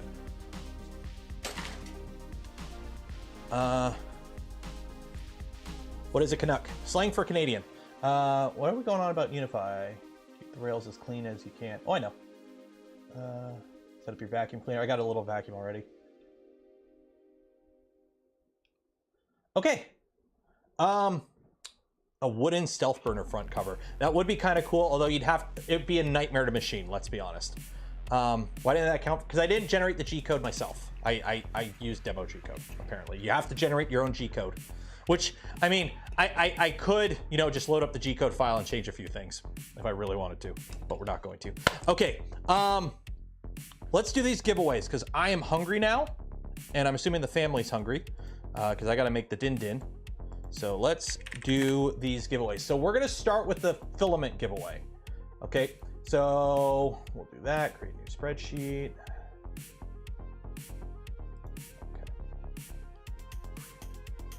Ooh, I am excited now. So we have to tram out the whole bed. The bed's not trimmed. I might do that off stream. We might do that on, you know what? We'll see, we'll see. Because I gotta get a video film tomorrow for Thursday. Because I do videos on Thursdays. Because everyone else does videos on the weekends and I don't want to do my videos on weekends. We'll see, we'll see, we'll see, we'll see. We'll see, okay. Come on, copy those names over. Sweet, okay. So I need a number between 1, 2, 3 block. I need 1 and 3, 1 and 3. I need a number between 1 and 3. 1 and 3. 1 and 3. 6, that's not between 1 and 3. 2, 1, 2. Okay, so this is for the Polymaker filament. The Polymaker filament, okay?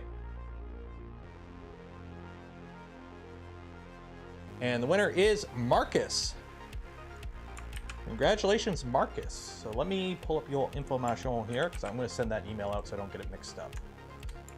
Okay. Giveaways. Polymaker.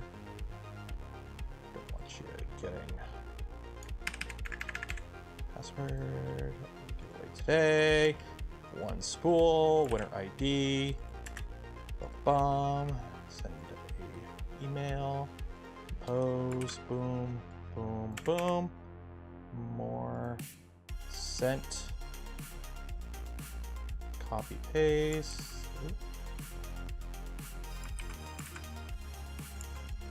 copy, paste, send. Okay, so congratulations, Marcus. So for you should have got an email. If you didn't get it, check your spam folder. Okay. Next, we're going to do the CNC starter kit. Now, again, this is a starter kit.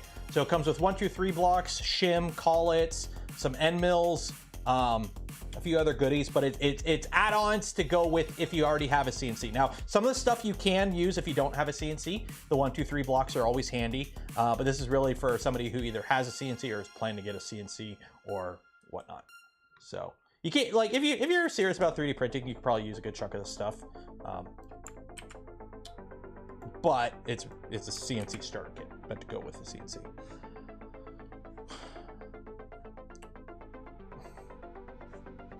Okay, I need a number between 2 and 6.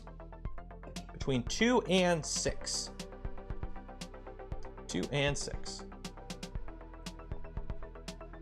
4. 4. And it's gonna be that blue line. It's gonna be that blue line. I could feel it. I could feel it. It's gonna be the blue. Oh! Oh! Oh! Oh! Oh! No. Damn it. One of these days, the Wayne within. Remember, it's not the Bruce Wayne on the outside. It's the Wayne within. So congratulations, Wayne. Let me pull up your information here. There we go. Okay, cool. And then last but not least, this is for again, this is a 50% coupon off an LDO Milo V1.5 kit. It's only open to Canada, US, EU, UK, and Australia. It's linked in the description. It's in the thing. Basically, if you have an LDO reseller that ships to you, you're good. Again, this is a $50 or 50% off coupon for the price of the kit itself. Doesn't include taxes, doesn't include shipping. You're on your own for that. So. Okay, and for this one, I need a number.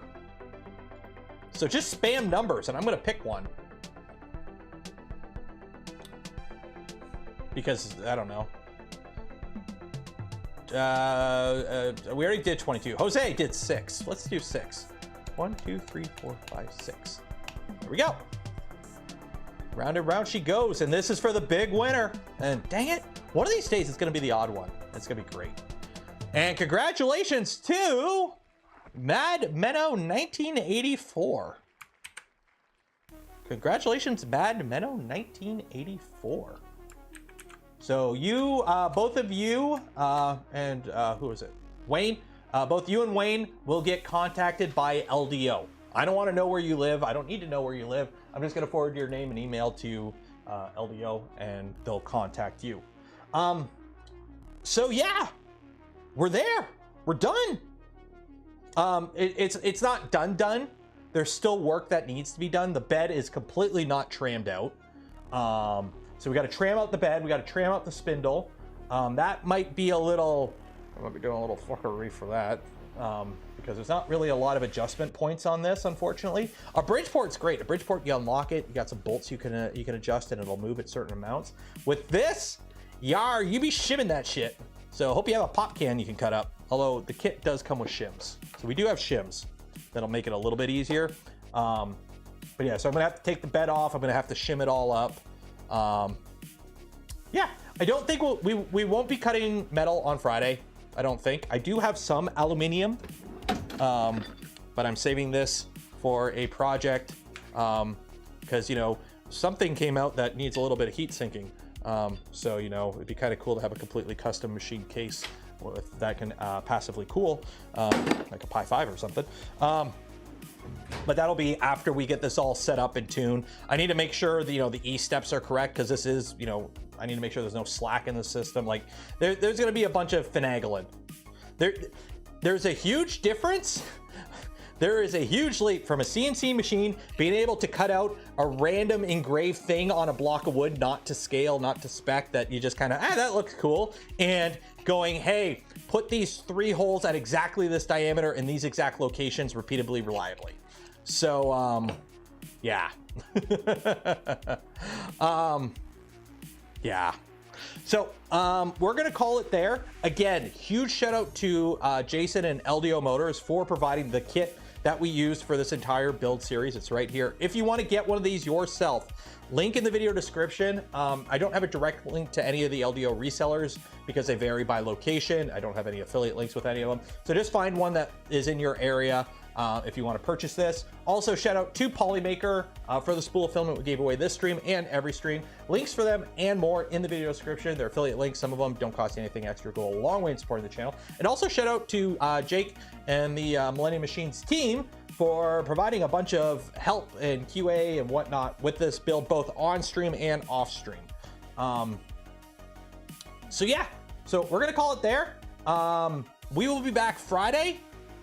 This will be on the bench. I'll have a little camera set up for it, for a nice relaxing mill and chill, I think, on Friday. So we're gonna call it there. I'm gonna go make some dinner for the family. Hey, I made it through the stream today without getting kicked off YouTube. That's great. Small victories. So yeah, and I'll post a picture of this on the Discord and whatnot. So yeah, thanks for hanging out. Glad to be back. Again, that was the most stressful birthday of my life. and that's comparing to the one where my wife was like 9 months pregnant and ready to pop a couple years ago. So this beats that. So yeah, we're calling it there. I will see you on Friday. There should be a video on Thursday. And woo, that was fun. That was fun. Back to work. Okay, goodbye. Go wash your hands.